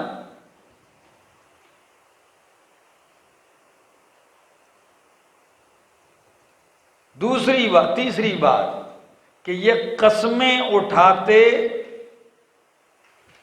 کہ تم نے، آپ نے کاہن کہنا ہے، آپ نے کیا کہنا ہے؟ آپ نے جب یہ قرآن بیان کریں آپ نے کاہن کہنا ہے، آپ نے ایسے کرنا ہے، آپ نے شاعر کہنا ہے۔ اچھا، آپ جب یہ قرآن بولیں آپ کی ذمہ داری ہے، آپ نے ساحر کہنا ہے، جادو کہنا ہے۔ تو اس میں کوئی ٹکراؤ نہیں، یہ جو کچھ میں نے کہا یہ سارا انہوں نے کیا ہے، ٹھیک ہے جی۔ تو قرآن نے لفظ ایسا ذکر کر دیا کہ ان سب کو شامل ہے۔ فرمایا کما انزلنا، جس طرح ہم نے نازل کیا علی المقتسمین، تقسیم کرنے والوں پر یا قسمیں اٹھانے والوں پر، الذین جعلوا القرآن عزین، وہ جنہوں نے بنایا قرآن کو عزین، عضو کس کو کہتے ہیں؟ یہ بھی جسم کا ایک حصہ ٹکڑا ہوتا ہے، ٹھیک ہے نا، تو قرآن کو ٹکڑے ٹکڑے بنایا۔ فَوَرَبِّكَ، پس قسم ہے تیرے رب کی، لَنَسْأَلَنَّهُمْ أَجْمَعِينَ، البتہ ضرور بضرور ہم ان سے سوال کریں گے، پوچھیں گے، اَمَّا كَانُوا يَعْمَلُونَ، اس بارے میں جو یہ عمل کرتے تھے۔ فَاصْدَعْ، میرے پیغمبر، فَاصْدَعْ، کھل کے بیان کر، بما تؤمر، وہ جس کا آپ کو حکم دیا گیا، وَأَعْرِضْ عَنِ الْمُشْرِكِينَ، اور اعراض کر مشرکین سے، یعنی ان کی باتوں کی پرواہ نہ کر۔ صدع کا معنی ہوتا ہے شیشہ توڑنا، کانچ توڑنا، جب اس کو توڑتے ہیں تو پھر دوبارہ اس میں جوڑ نہیں آتا، تو معنی ہے کہ میرا پیغمبر حق اس طرح بیان کر کے حق باطل سے جدا ہو جائے، دوبارہ کوئی جوڑنا چاہے تو جڑ نہ سکے، نکھیڑا ہو جائے۔ اور دوسرا معنی صدع کا معنی ہوتا ہے پھاڑنا، کیا؟ پھٹنا، پھاڑنا، یہ لفظ بھی قرآن نے استعمال کیا ہے، کوئی اپنی طرف سے میں نہیں۔ وَالسَّمَاءِ ذَاتِ الرَّجْعِ وَالْأَرْضِ، ہاں، ذات الصدع، تو قسم ہے آسمان کی جو پے در پہ برستا ہے، اور قسم ہے زمین کی جو پھٹتی ہے، کیا؟ ہاں، تو اب دو، ایک معنی یہ ہے جدا کر دے، حق کو باطل سے چیر کے رکھ دے، الگ کر کے، ایک، یا دوسرا معنی کہ ان کو تکلیف تو بڑی ہوتی ہے لیکن میرا پیغمبر ان کے سینے پھاڑ دے، پھٹ جائیں ان کے سینے، لیکن آپ نے حق بیان کرنا ہے، وہ دی چھوئی۔ ہاں، آگے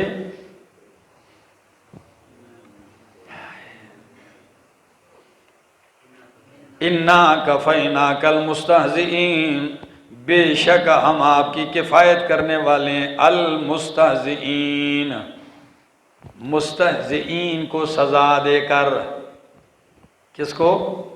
ہاں، یعنی ہم آپ کی طرف سے کافی ہیں، المستہزئین، مستہزئین سے نمٹنے کے لیے۔ آگے الذین یجعلون مع اللہ الہا آخر، وہ جو بناتے ہیں اللہ کے ساتھ دوسرا الہ، فسوف یعلمون، وہ لوگ جو بناتے ہیں اللہ کے ساتھ دوسرا الہ، دوسرا حاجت روا، پس وہ جان لیں گے، وَلَقَدْ نَعْلَمُ، البتہ تحقیق ہم جانتے ہیں، أَنَّكَ يَضِيقُ صَدْرُكَ، کہ بے شک تنگ ہوتا ہے آپ کا سینہ، بِمَا يَقُولُونَ، اس سے جو یہ، میرا پیغمبر ہم جانتے ہیں کہ آپ پریشان ہوتے ہیں، تنگ ہوتے ہیں، کیوں بندہ نہ تنگ ہو؟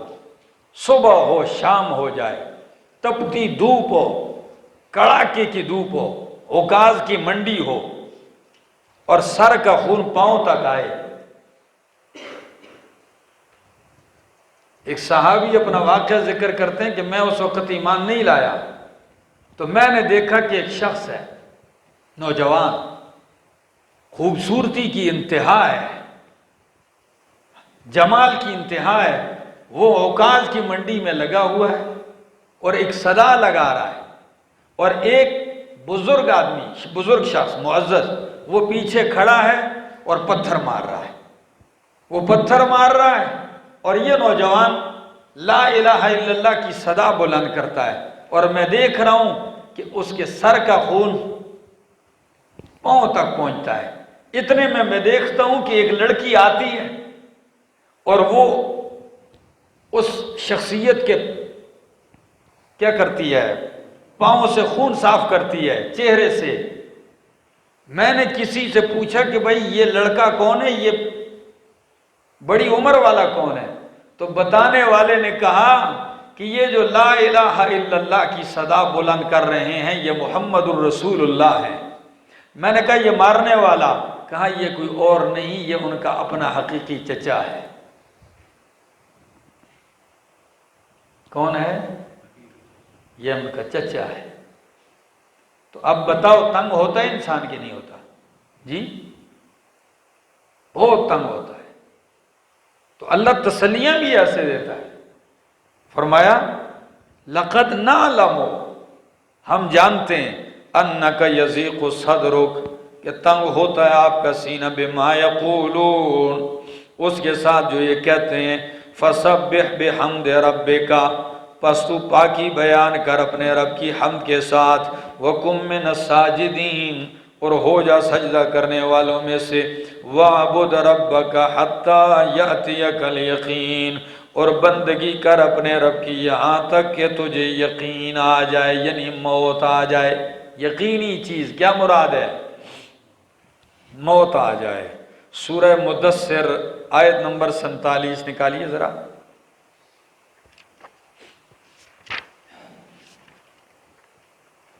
انتیسواں پارہ،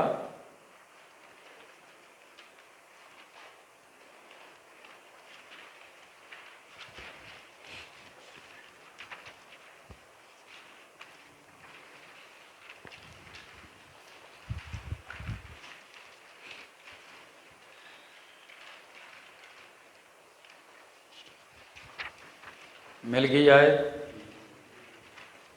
تاکہ یقین کا معنی آپ کو پتہ چلے۔ جہنمیوں سے جب جہنم میں پوچھا جائے گا، ٹھیک ہے نا، کہ تم کیوں ادھر آئے ہو، تو وہ کہیں گے لم نک من المصلین ولم نک نطعم المسکین وکنا نخوض مع الخائضین وکنا نکذب بیوم الدین، کہ ہم نہ مسکین کو کھانا کھلاتے اور ہم فضولیات میں گھستے تھے اور ہم قیامت کو جھٹلاتے تھے، حتیٰ اتانا الیقین، یہاں تک کہ آ گئی ہمیں موت۔ کیا آ گئی؟ یعنی موت تک ہم یہی کام کرتے تھے۔ تو یقینی چیز کیا ہے؟ موت ہے۔ تو آیت کا معنی عبادت کر اپنے رب کی یہاں تک کہ آپ کو کیا آ جائے؟ موت کے بعد عبادت نہیں ہے، موت تک عبادت، موت کے بعد عبادت نہیں ہے۔ لیکن یہاں تو کیا کریں، قبروں میں بھی زکاتیں بھی دیتے ہیں، حج بھی کرتے ہیں، نمازیں بھی پڑھتے ہیں، ٹھیک ہے۔ وَاعْبُدْ رَبَّكَ حَتَّى يَأْتِيَكَ الْيَقِينُ۔